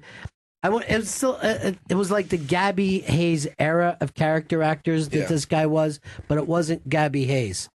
And I would only see it on reruns, and I remember it was like even beat up then, like when you would watch it. Like, remember when you would watch The Little Rascals and it looked like somebody just beat the shit out of the film? Yeah. Or the Three Stooges. Honeymooners too looks kind of shitty. Yeah, the Honeymooners, I kind of think it was such a grimy apartment. Depressing. Yeah, it was very depressing. No one ever brings that up. Did you ever go to the bedroom, or was just that one set? I don't think I ever saw them in the bedroom. They didn't like to show a bed in those days. Yeah. Yeah, I mean, even people fucked on beds. Yeah, even afterwards. I mean, for a very long time, weren't they even just showing couples with like two beds? Like, what didn't Dick Van Dyke? Dick Van Dyke had two beds, right? And then I could be wrong about this, but I think maybe it was something like the Brady Bunch was like the first time you saw them just like in a bed. I think Fred and Wilma had their own bed, though.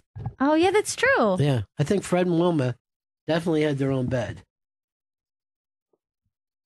Well, it looks like the phones have blown up here, and I'm trying to figure out who this person is. I don't even know if I'm going to be saying, yeah, that's it. All right, let's go. Jeff, Illinois. Jeff. Hey, Ronnie, is it Mom and Paul Kettle? No, it wasn't Mom and Pop Kettle because they were movies. Did you ever see them? No, I've never seen those. Fucking hilarious. They were like movies from the 30s. And this was definitely a TV show. The Further Adventures of Ma and Pa Kettle. I mean, it was a huge series, and like you'll see it sometimes on Turner Classic, and they were just a fucking I mean, they're funny as shit. I've never heard of it. No. Yeah. Bob in Detroit. Hey, Ronnie. Is that the Real McCoys with Walter Brennan? Dude, you're going into the pretty good prize closet. That's exactly. That's exactly. Now look at them. How crazy they looked. And see if you can get like a Walter Brennan Real McCoys thing. Because he was like a meltdown kind of guy. He was like a George Costanza where he'd be losing his shit. Except for like he was an old hillbilly. And like the Beverly Hillbillies were confused about shit. I don't think the Real McCoys were. I think they were very happy in their world. He's got that crazy limp walk too. Oh yeah, yeah, and not even. But I had seen him like he had played like I'm pretty sure like a John Wayne sidekick before at some point in his life. This is just the intro to the show. Yeah, I want to get him talking if you can. Play the song anyway. I want to hear it. Well, he's gone crazy. All right, here's the intro. The Real McCoys, starring Walter Brennan, created by Irving Pincus.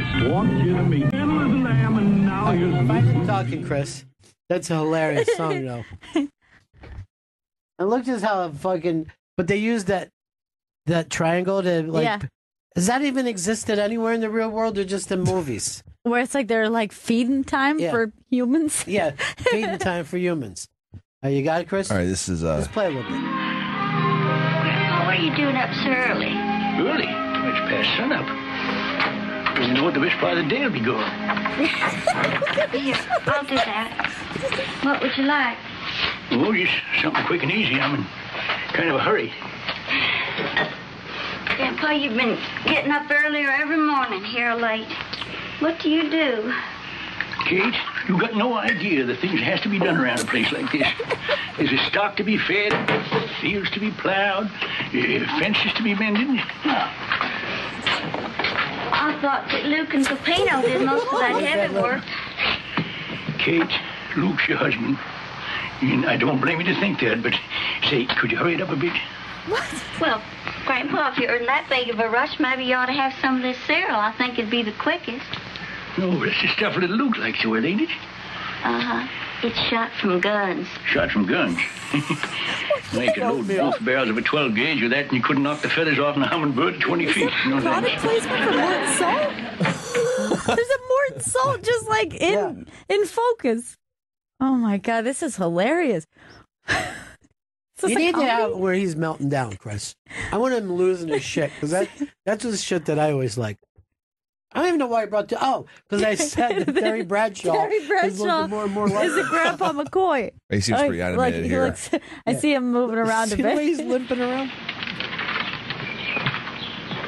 Now, looky here. What do you mean coming around the middle of the night yelling and waking up decent folks just trying to get a little sleep? This will open your eyes. Look here.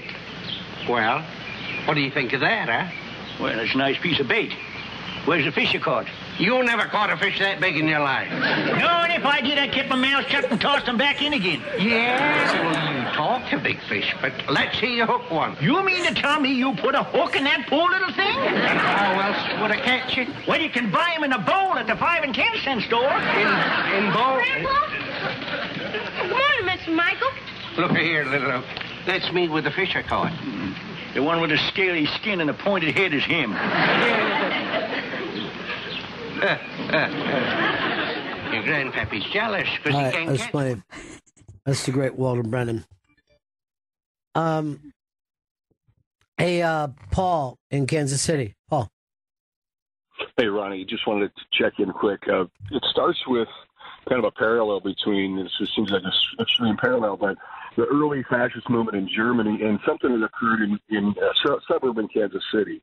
There's a classic case of mistaken identity where an extrovert nationalists, strong nationalism, and obviously mental illness mixed in, but shot mistakenly two software engineers that were for India that he'd been railing all evening. It was Austin's Bar Grill in Olathe, Kansas. And you may want to look it up.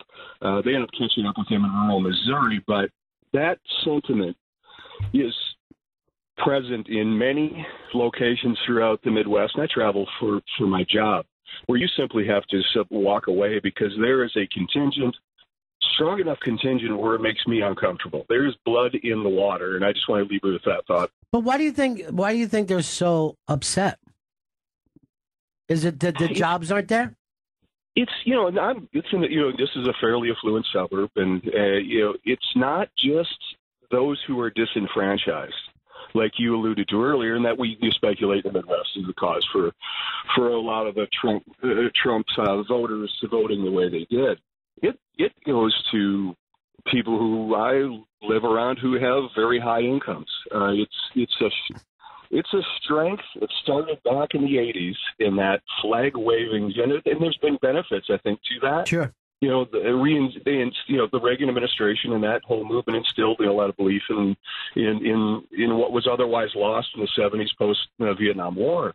But on the other hand, I think it's went a little bit too far now. It's been building for a long time. All right, thank you very much. It's an interesting take, and some that I'm sure would piss a lot of people off, but it's an interesting take. But yes, there was something that built in the 80s with the flag waving. As a matter of fact, if you go back, might have been the 72 Olympics, or it might have been the 68 Olympics. No, it must have been 68 that George Foreman did at the same time we talked about John Carlo. Yeah. When he won, he walked around the ring with a little tiny American flag and was waving it. People were kind of like cracking up. Like, it seemed adorable. Right. Is what it did. It seemed adorable. But now that's changed by the 84 Olympics. We went flag crazy. Now, in the 84 Olympics. did it feel like a strange change from late 60s through the 70s to move into like the very patriotic 80s becoming? Everything was always more gradual than it seems, isn't it? Yeah. You know? Hey, Dave, what's up? Tiny flag. Cute. Hey, Ronnie, cute. Walter Yeah. Brennan. Do you remember a movie character who had a crush on Walter Brennan? I do. It was Good Morning Vietnam. The bar owner. Crazy little Asian gay guy who owned that bar. He wanted naked pictures of Walter Brennan. He wanted naked pictures of Walter Brennan. Dude, I would never even have thought of that unless you brought it up. And I only got into that kick because I was watching Bradshaw over the weekend wearing suspenders and with the bald head, and he just had a Walter Brennan look about him to me. I knew there was no way that you guys were going to know who Walter Brennan was, because that literally wasn't even my time. Let's go over here to Rich in Philly. What's up? What's up, guys? Hey. Glad to have me on the air. Listen, first time, long time, whatever it is they say. Ronnie, I got to give you a big thanks, man, for bringing up the situation in Puerto Rico. It's dire, it's bad, and there are a lot of people in this country that, like yourself, visited Puerto Rico and had a great time and enjoyed how beautiful the island was at one time. But, man, they're hurting real bad, man. It's going to get worse, man. And I appreciate everything you're doing and saying. And if anybody out there can hear this, man, and whatever you can help donate, man, they're going to appreciate it so bad, because the people of Puerto Rico never turn their backs on anybody else in the world. Matter of fact, before Hurricane Maria, the first hurricane they missed, they were helping the Virgin Islands because they didn't get hit bad. They were actually bringing people in from some of the other islands. So this is, there are people that have been hit twice, but yes, this is millions and millions of Americans that are suffering now, and we got to get on this before it hits a tragic level. We got to get moving. And it's a little embarrassing that it's not talked about more. And I would call out everyone in the news media. This should become a major, major thing for us. Here is let's go over here to Mike. Mike in Houston. Mike. Hey, Ronnie B. $1,000,000 bucks, buddy. Same to you, pal. I think one of the biggest problems is I think middle America sees everyone protest free speech when it's Ann Coulter or anybody else trying to talk, and they say, no, it's hate speech. But then when the NFL does it, they're just exercising their constitutional agree 100%. protest. I will agree 100% that you should be able to think to yourself, can I hear Ann Coulter speak without totally we're getting feedback with you. But yeah, that is that's Chris, it's just a bad line. I'm going to let him go. That's the thing that you have to say to yourself. Am I willing to sit there and hear somebody speak that I don't agree with? I've never had a problem. Most of the guys, and Ann Coulter is certainly one of them, but most of the time that people get popular or something because they're a good communicator. It isn't about what they're really saying. And that's true of the left or the right. Yeah, I think that I agree that there's nothing wrong with protesting. There's nothing wrong with counter-protesting the people who are protesting. But everyone should always be cautious of silencing people that you don't like the sound of them. I'm setting up what I hope to be the first counter protest. Really? Where I'm going to protest the counter-protesters for protesting. And I'm not going to say where or when because I don't want a counter-protest group to take me out of the Guinness Book of World Records. You better get in here right now. I'm going to be Walter Brennan for a while. Chris, what did you do? Spend the weekend just shacked up in little Costa Rica? No, I got a little bit of food poisoning. Is that why you're quiet today? I'm shitting and vomiting. Right now? Still? No, a little bit this morning. I made it in. Is it the same place that you eat? The same chain that you eat? It's a chain restaurant, yes. You gotta. How many? Casual. Now, if it's the place I'm talking about, have I told you? All right. If I haven't told you 10 times, I've told you 9 times. Stop eating there because he gets sick every time. I don't even know if it's the food, but the way he reacts to the food. Yeah. I mean, I know a lot of people who eat at this place and they don't have that reaction. So I'm starting to think you have some sort of an allergy or an issue, or you just have an overall tummy problem. And that's my official diagnosis. This man has a tummy problem. There's maybe you can't handle peppers or whatever you're getting in there, onions, whatever. You could be lactose intolerant. Lactose is definitely. I was just about to give something away. I said, "Are you putting that?" Okay, never mind. What? A signature new sauce. Oh, okay. Yeah, it might be the new sauce. That new sauce definitely did not agree. I think I lost going there, man. I think I lost some weight, so that's good. Oh. That's the only way he loses weight. So upsetting. If he's poisoned. I feel like I really worked out my core with all the vomiting. Dude, I'll give you $100 right now if you can find your core. He's mostly core, to be honest. I can point you in general direction. It was a rough weekend. All right, we haven't broke yet, right? No, we have not. Isn't that your one job, Chris, to tell us when to break? Yes, we have to break. Right back. Bennington Show. Yeah, it's man, it's hard to remember when he was like that edgy. Yeah. Because now he's just the band leader. Nice and cool. Right. Chilling out. Hey, it's the Bennington Show. Ron Bennington, Gail Bennington. It's been a big day of excitement around here in the lobby.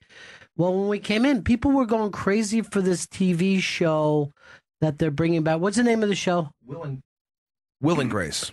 Now, I never saw that show when it was on. Who knows why some shows you just missed? Yeah, I don't know. I actually never really got into it. Like, I watched a couple episodes here and there. I would be like, oh, I get it. I see what's funny about it. But the people who love it were crazy about it. I became a Megan Mullally fan when she did another show called Party Down, I think was the name of it. And she only played one season.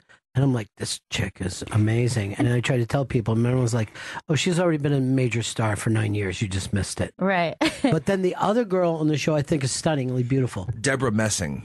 Now, she's not a Scientologist, is she? No. I thought she was something like that. I think there's another girl who's kind of from the same era as Dharma and Greg, I think, is the Scientologist. Dharma. Yeah. But both of them are beautiful, and Deborah Messing is stunning. So they were lined up in people, and then when we just broke, Gail and I walked down to the bathroom, and Hillary Clinton is walking through our lobby. That's crazy. The almost president of the United States. It's really, really crazy. Very strange to see her in person. Well, that's always the I've never thing. had that experience, Yeah. really, I think, of someone at that level politically. I'm trying to think if I have. Well, yeah, Yeah. I met the first President Bush when he was president. But a lot of times, like you see, like, well, she still has the Secret Service because of Bill. But if she didn't, she wouldn't have it. She would just be like a regular person. Yeah. Isn't that weird? Like you could have Secret Service and then not have it. Did you see Larry from Yonkers' picture? I did, and I love it so much. It is so sweet. Picture of Larry holding little baby Zoe from Yonkers, meeting Bill Clinton, and it is the cutest fucking picture. Larry's face is... Larry's going crazy. Right? Larry's literally almost, I mean, the kind of happy I don't say, but the baby doesn't give a shit. Yeah. She actually looks concerned, like, I feel like my dad is out of control in this moment. I don't know what he's making such a big deal about. I'm uncomfortable. Everything seems a little too exciting around me right now. It's such a great picture. I've never been as happy as Larry is for anything. No, nothing. He's ecstatic. Bill looks pretty happy too. Everyone's happy except for Zoe. Seems a little bit bored. Should I trust what's going on here? Such a cute picture.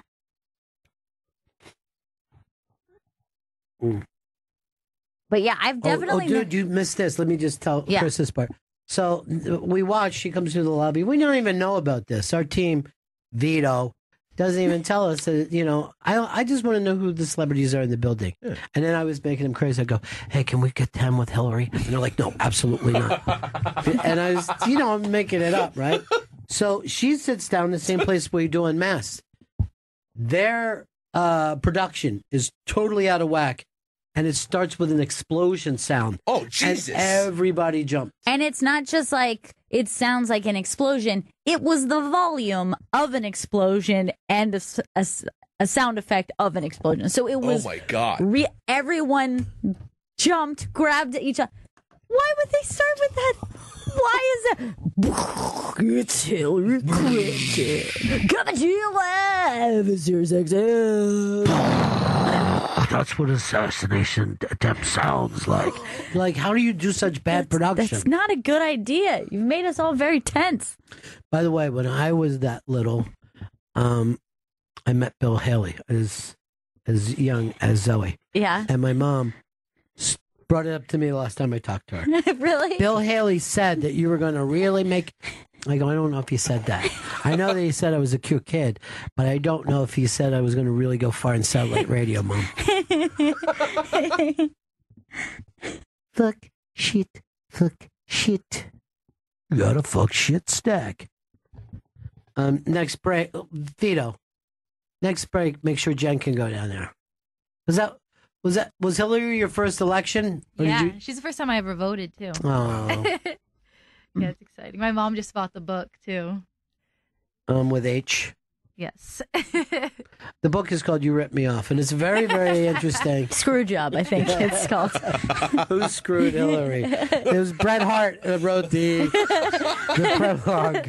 What is that called? The foreword? The foreword. I never know those things. It always annoys me. Man, I wanted to see what Brady said. He said, I certainly agree with blah, blah, blah.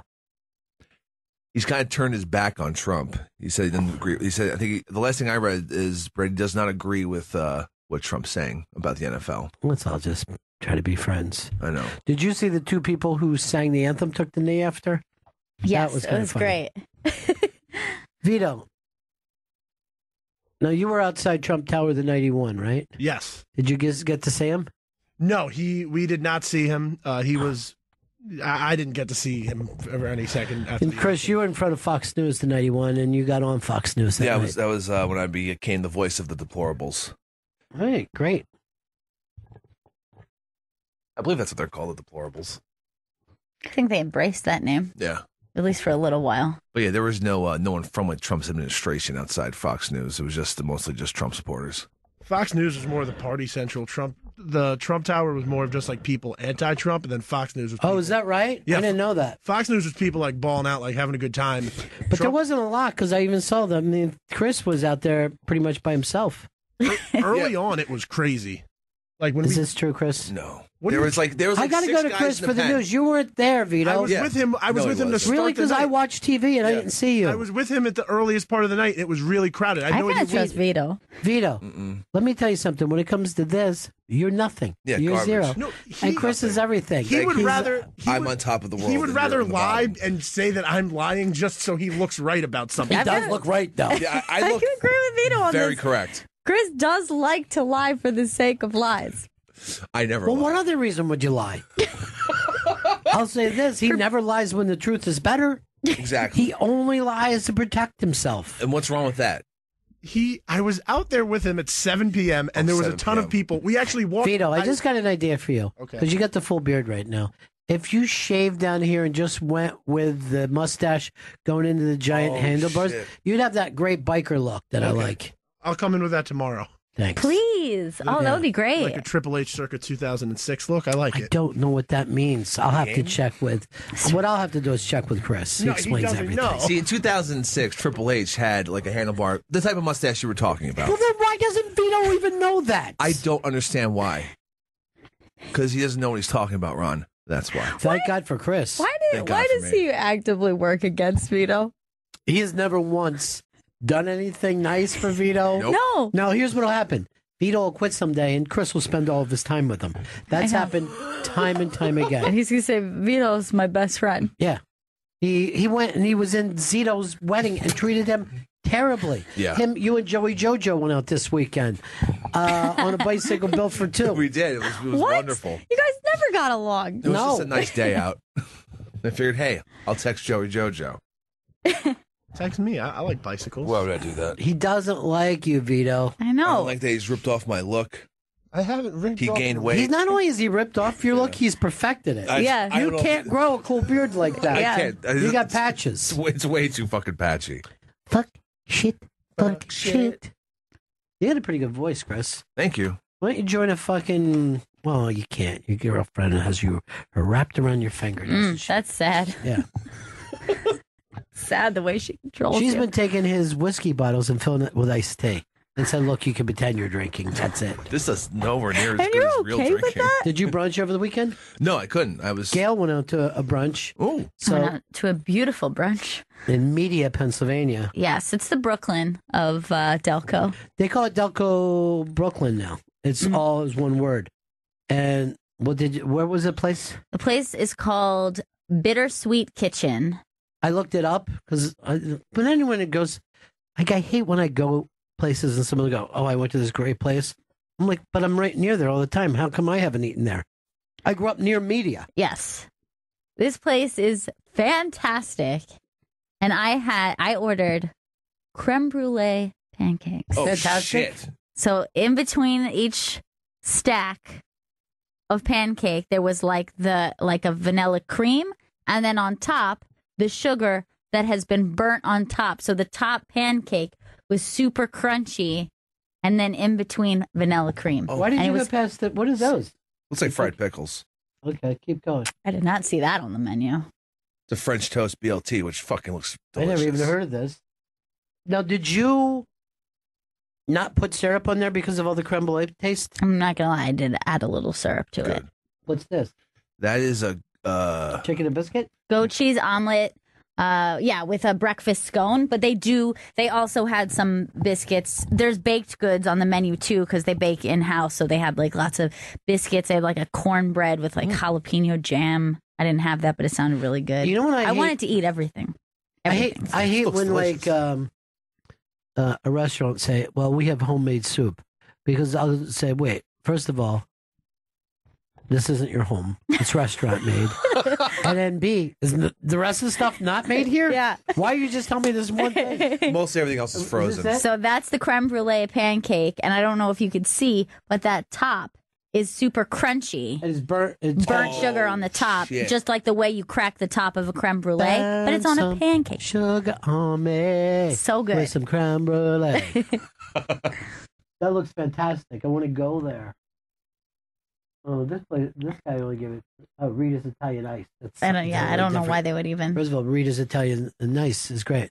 They also had like some stuffed French toast that was also stuffed with like vanilla cream. It was awesome. so good.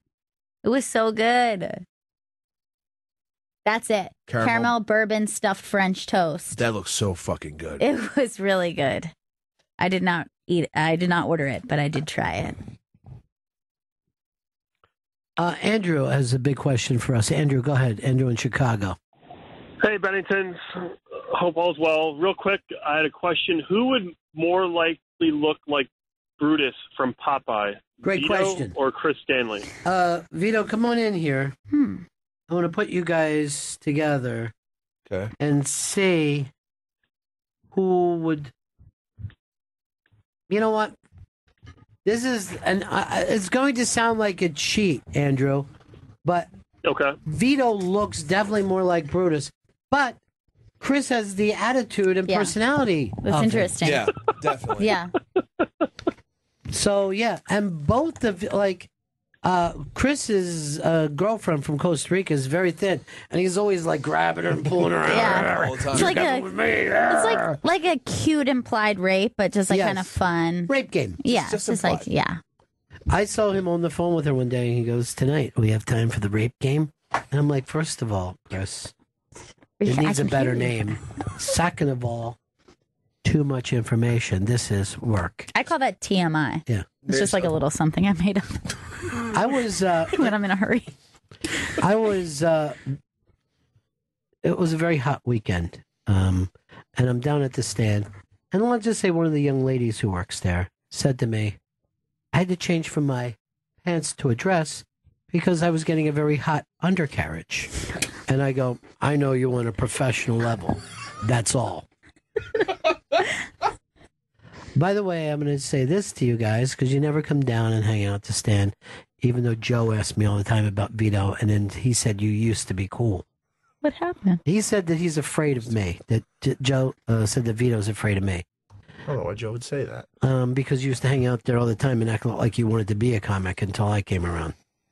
So I'm sitting out front. Up walks Tracy Morgan, who... I said, Tracy, great to see you, man. You want to do some time? I don't know. Maybe not tonight, maybe tomorrow. And he's like, I just want to smell comedy. I just want to smell it. And he goes like this, but I choose when I come back to her. And then he sat outside on some chairs with me, and we literally talked for an hour. That is so crazy. Yeah. Just sitting there talking about, he's very, very upset with a famous comedian that Jen loves and is also upset with. Oh, wow. Vito, get back in there. You need the help. Run, Brutus, run. Did he have people with him? Like, Zero. Really? He came out of the shadows, and when he left, he just walked out in the street, hailed a cab like anybody else. Wow. But was wearing a diamond bracelet like I couldn't believe. A watch or just a bracelet? Bracelet. Wow. But like this. Holy all the way around. Just rocks? Yeah. Holy shit. Hold on. Alex has a question about the creme brulee pancake. Alex, Long Island, go ahead. Hey there. Well, I was wondering if this place that you had the creme brulee pancake, if you decided to have pancake syrup or maple syrup. I Oh, they had maple syrup, meaning real maple syrup. Yes. But that is my preferred thing on pancake. I don't like what pancake syrup, which seems like it has a maple flavoring to it. Right. But is a sugar. I don't like it. I've grown out of it. As a kid, it was fine for me. Yes. I loved it. But now that I know what real maple syrup tastes like as an adult, You only have to have it once. I can't. And I have gone to my favorite diner in my neighborhood, put my own maple syrup in my bag, like Beyonce hot sauce in her bag swag, but it's like the white girl version, maple syrup in my bag swag. I have done it. Yeah, and we're close enough here to maple syrup where you're like, okay, I've tasted enough maple syrup, I can't go back. No, it's over for me. I cannot have a pancake syrup any longer. Baby's all grown up. She's grown up. She's grown up. Tim, Colorado. Hey guys, just a small correction. Did you guys say Brutus, like Brutus the Barber Beefcake from Popeye? Isn't it? Is it not Bluto from Popeye? Both names have been used on Popeye. Some of the episodes say Brutus. Some of the names say Bluto. You know, some of the episodes, but Brutus is a more cooler name. Yeah. Bluto sounds like they're calling him a fatty. Fat. I will say, you know what? I'll say that Vito's a Brutus and Chris is a Bluto. That hurts. That's kind of how Brutus always just had that little growling thing. It was fucking never. And like he used to just pound the shit out of Popeye. Yeah.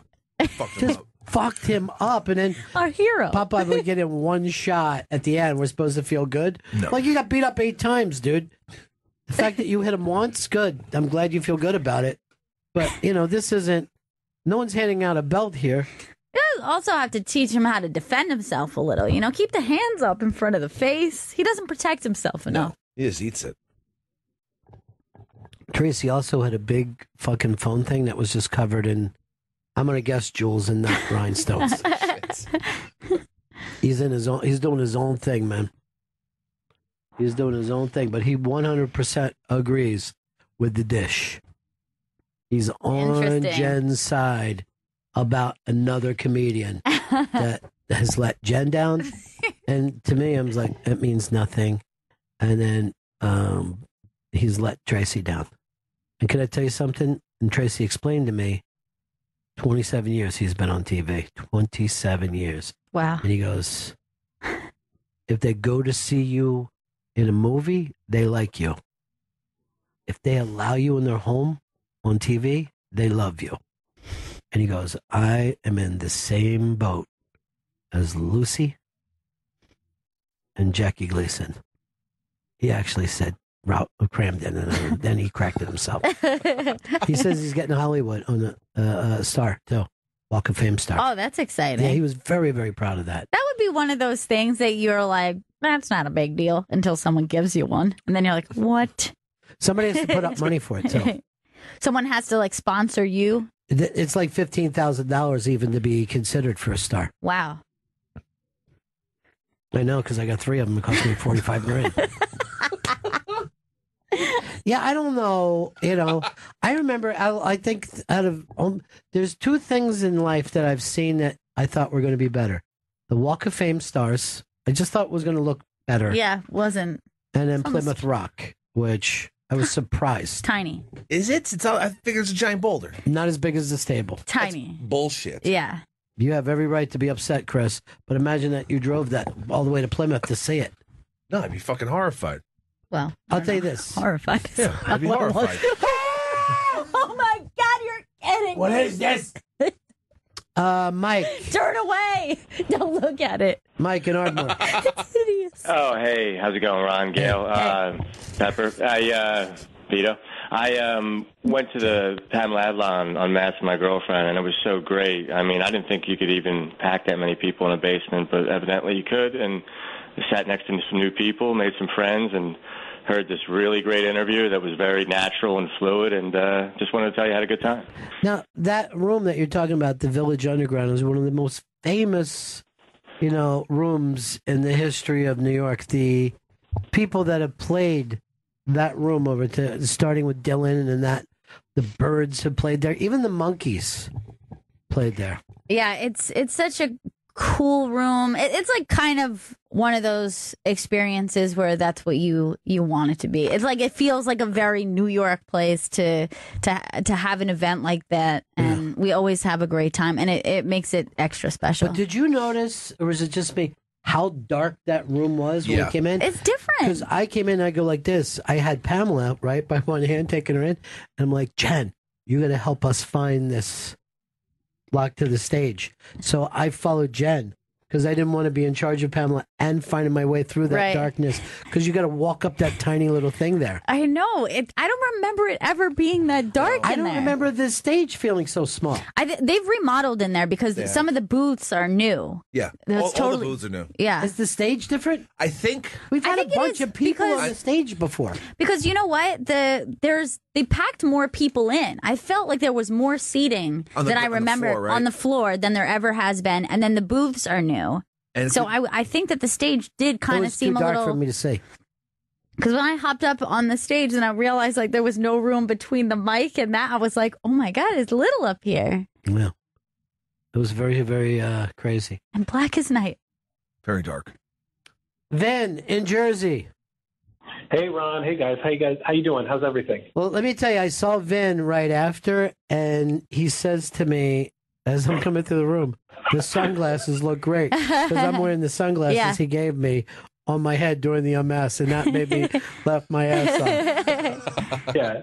So Friday afternoon, you guys said very nice things about me, which, again, mostly when that happens, it's a lie. Yeah. So I appreciate you guys lying for me, saying nice things. But instantly, my Twitter started blowing up while I was at lunch, and I had to explain to coworkers what had just happened. So it was very funny. But Pepper, I heard that you didn't get anything. I had something in the bag for you. I want to make sure you're covered. Oh, maybe He's maybe only it's blue blocker. Yeah, maybe I have it in my bag because I have like the pink ones and the purple ones. So maybe I'll have to check and see if yours are in there. All right, there should be a couple for Jen as well. I know Vito said he got Jen his. has hers. Yeah, Vito has nice. his. Just Chris is left out, Can and I that's how I kind of want to keep it that way. Okay, swap the lenses out for orange ones. Why, Chris? I like the blue blocker tinge. Do you have your blue blockers with you now? Yes, I do. I love the pink cat eye ones you gave me. Those are fantastic. Aren't they cool? Those are all just wacky samples that they don't really make to the market, but like they just are cool. And so when we have those available, it's fun to give them to people in the know. And so I'm glad you guys really like them. And also if there were blue blockers, I'd get those for Pep. But here's the thing: we just tried on his blue blockers. They turn the world yellow, and they keep it Piss yellow, like not a nice yellow. Urine. It's just disgusting, and I find it to be somewhat depressing for some They reason. say that you can be depressed from wearing sunglasses too much. You've got to. So maybe Chris isn't like an alcoholic. He just has blue blocker problems. It's part of his many problems. So many. All right, I'm going to try and cure that one problem. I'm going to find something cool for him and something that he'll like. We'll have to do some sort of fashion show or something. Okay, man. All right, look, thank you guys. Love you so much. You're the best, Finn. See you soon. Take care. Hope you're coming to Thanksgiving. Talk to you later. Oh, I'll put it in. Yeah, I'm putting in for it. All right. Explode it over the weekend. We're probably not even going to plug again for the Hard Rock. And we've always done it more intimate in our own room, but not Vito. Jesus Vito Christ. does everything. Don. Our boss, Vito. Yeah. Why would I listen to Vito? Don and Johnny both wanted us to go bigger, and I'm like, oh, I like the way it felt before. And they asked me to just try it 1 year and explode it with people. Now we have to put on a great show for everybody. Oh, boy. And we got some cool stuff like that. Matter of fact, remind me during the next break an idea that I have. Okay. And I had it in the shower, and I'm like, this idea is too stupid. I had a stupid idea, too. Wouldn't it be really weird if it was the same one? But I have to tell you mine, because it's almost like came to me while I was like half asleep, and I was like falling asleep, being like, that'd be perfect. Well, this is mine a great is based bit. off of an idea that you told me before, something that you experienced before. Okay. I don't want to give it out there because I want to surprise people if we do it. We will discuss during the break. It might be too high of a thing. Mine is very weird and surreal, and it might be too strange of a bit. I'm not even sure it suits us because it's so weird. Cody in Iowa. Hey, I just want to know, you think if Nancy Grace ODs in the near future that Hillary Clinton could take her place? I can't picture Hillary doing TV. No. She's not. But here's the thing: in real life, walking, she seems so much more natural. She does, than yeah. she does. You know what I mean? But She seems nicer in person? by the way, when I saw that thing with Trump today, with whether he gave the finger or not, I thought his hair looked nice. Yeah, his It hair looks- is it looks softer somehow. temperamental. Like, I don't know what goes on with it, if he does multiple kinds of treatments. I know he's got to be dyeing it. But sometimes both his hair and his skin could change day to day in a way that I'm like, what did he do today? Like, some days you see him, he's not as orange as you've seen him in the past. You're like, well, that's a more natural tone for him. Yeah. And then 3 days later, you see him and you're like, back to orange again. Strange. But his hair does the same thing. Yeah, I don't know how it all works. He's a personal stylist. There's we're back to doing. Look how she seems like she does this without everything blowing up, unlike Spicer. I just started blaming on Spencer for nothing again. Every day Spicer was fucking in over his head. Every day. Well, he had like just like a great sweaty panic about him that made Right. it really fun. Pure freak out. All right, we got to break one more time. Yes. And we will be right back. Bennington. It's the Bennington Show. Unmasked with Pamela Adlon this Friday, 2:00, and then all weekend long. I loved this. I can't do it. I can't do the voice. It's your favorite comedy bit. It's unmasked. God, I'd kill to do that. Unmasked. That might be my favorite cartoon character. Oh my God. That kid is so funny. I want to be a prop comic. Dude, I saw the funniest kid this weekend, by the way. That just made me think that he was so Bobby Hill. But he, so like the bunch of teenage kids, they were like walking down the street and they were asking different neighbors if they were gonna, if they wanted their lawn mowed. Yeah. And then this one kid, he's so cute, curly headed kid, like adorable, like mixed race kid with like the fluffy curls. Mm-hmm. And so he's standing there and he's just like, excuse me, just want to ask, are you guys teenagers or gardeners? Excuse me. Are you guys, excuse me, are you teenagers or gardeners? Okay, I'm confused. Are you guys teenagers or gardeners? Why did he even want to know And like literally it was just like a bunch of like real street kids like, all right, I'm gonna hit this house, blah, blah, blah. And they're like standing there with their lawn mowing equipment. You go ask this. And they would not acknowledge this little kid. And I was like, you are a cartoon character. And so finally he's like, oh, forget it, guys. I just want to know if you're teenagers or gardeners. Like, what a weird little kid. And I was like, that's a real life Bobby Hill. Like, Yeah. that's a real life cartoon character. Well, there's no way to answer his crazy question.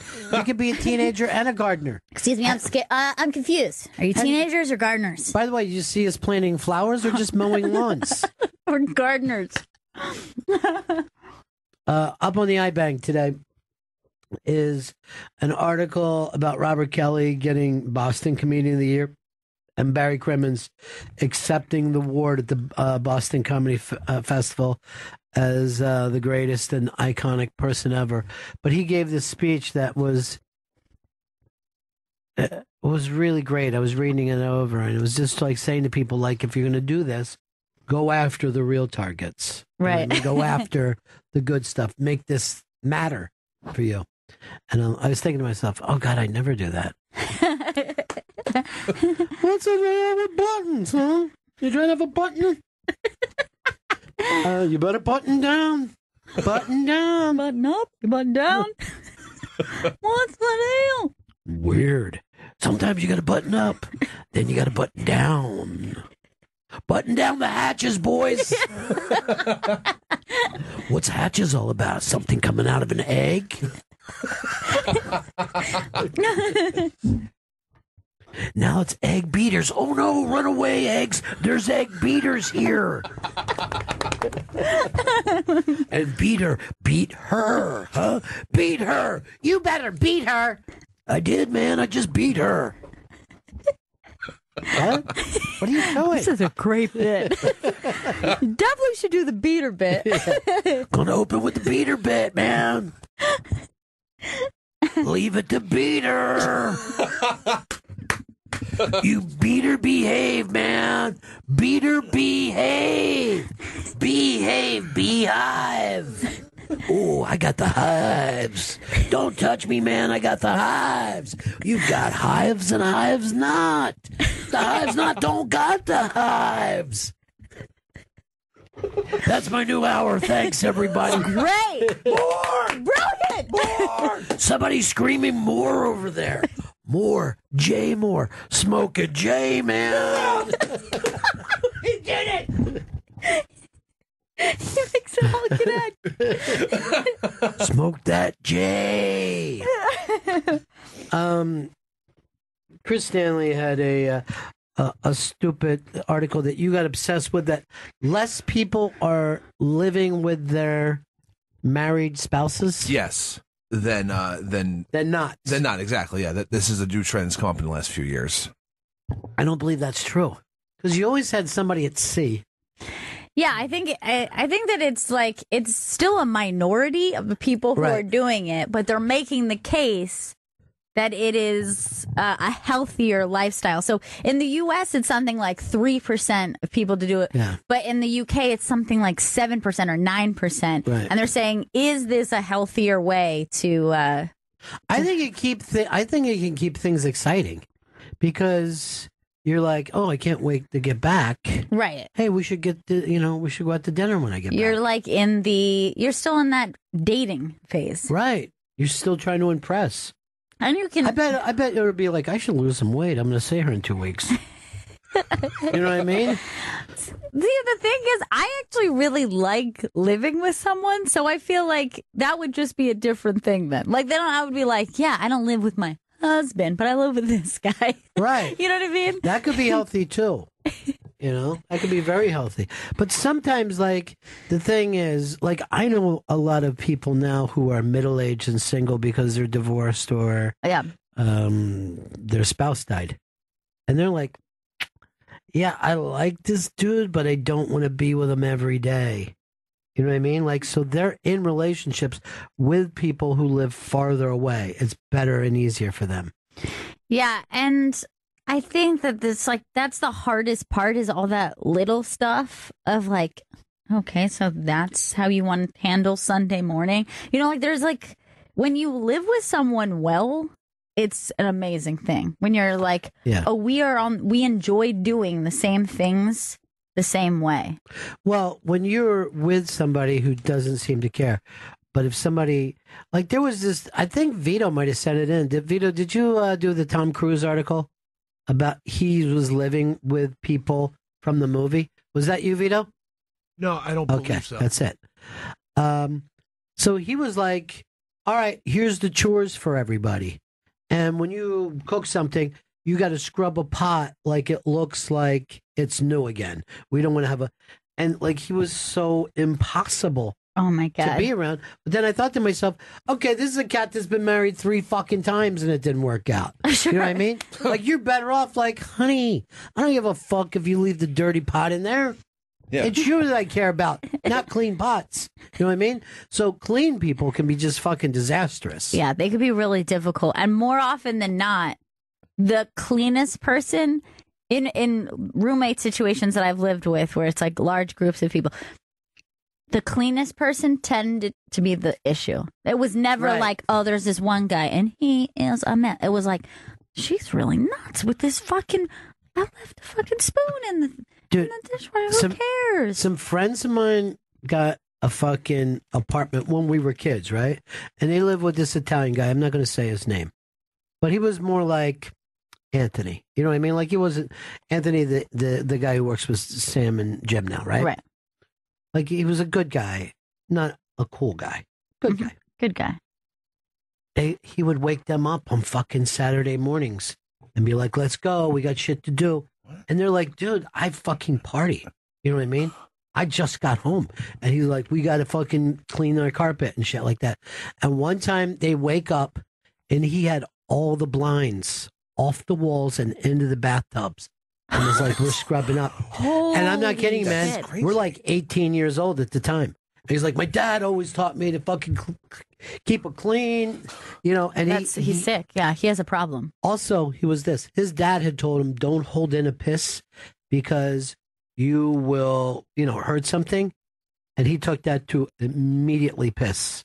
Whether you're outside, whether the car has to be pulled over and you have to piss. He wouldn't hold a piss for a second. This person's a nut. That's a nut. Thank you.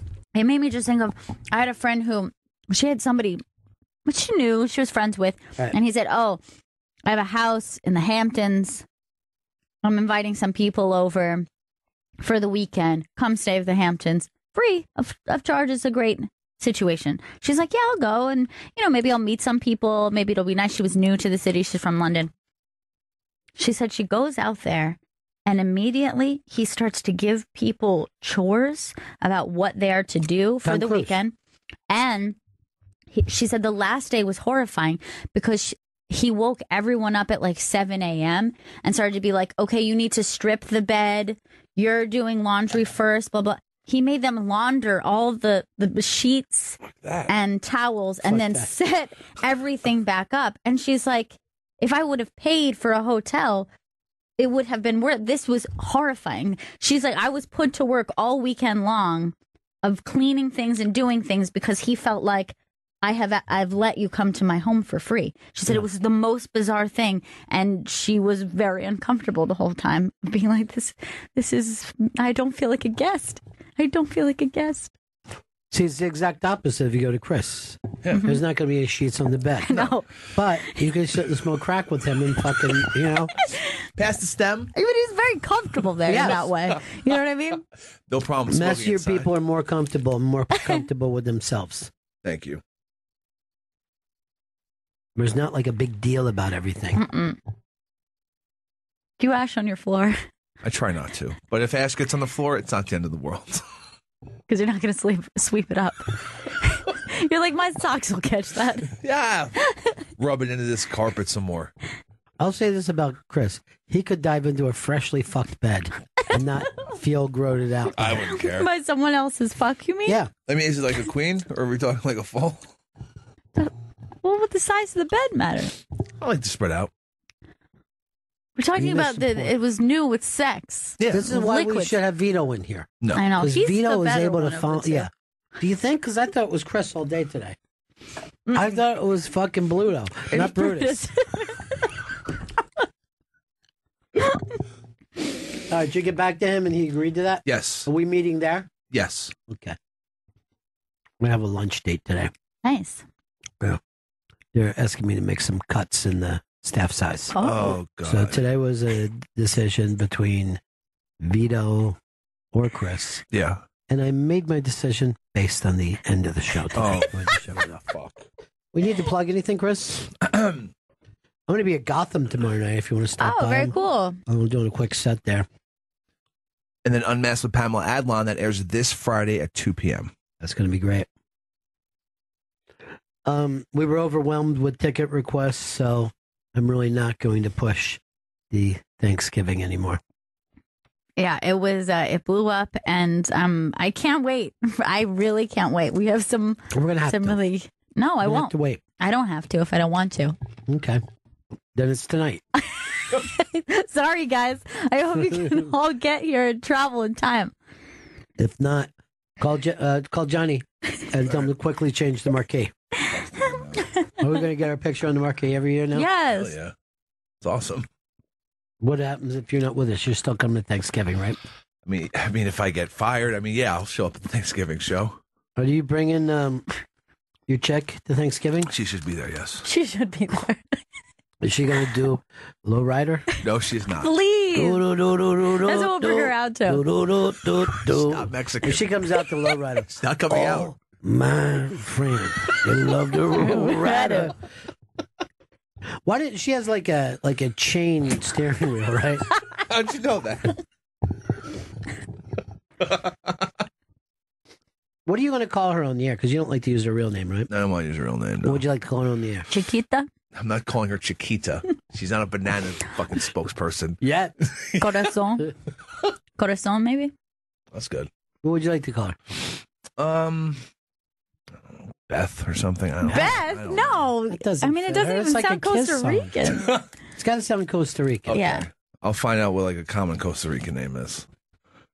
Or just like a common, like maybe like their native animal or something, like a toucan, like my little toucan or I something. like that. Toucan. Toucan's pretty Yeah. nice. That's cute.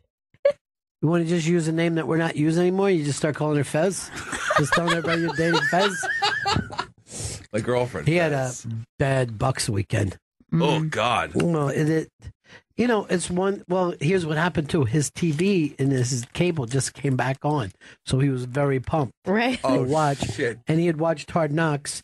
Then he doesn't get to see the first game, but he reads when they Sure. eventually float newspapers up to his house that the team looked great. They did. They looked like, oh, this is a brand new team. And then they go in against the Vikings, who don't even have their starting QB. No. Bradford's knee's all fucking banged up. Look, first game of the year, Hard Rock Johnny's like, Bradford's the best. Eagles never should have changed. I go, the guy doesn't play a season. No. He's got great ability, but staying fucking healthy is part of your job. You know what I mean? And I think from this first season, it was the knees. If it's not his knees, it's his nephews. If it's not his knees, it's his nephews, man. Yes! Nephews. There's only a few of them. Where's all the neffs? There's not many left, man. Just a few. It's the whole scene, and everything's great from that point on. All right, that's it for us. Thanks a lot for being here, everybody, and we'll see you all again in 1974. Ladies and gentlemen, the evening is over. We hope you all enjoyed yourselves, and we'll see you all again in 1974. Good evening!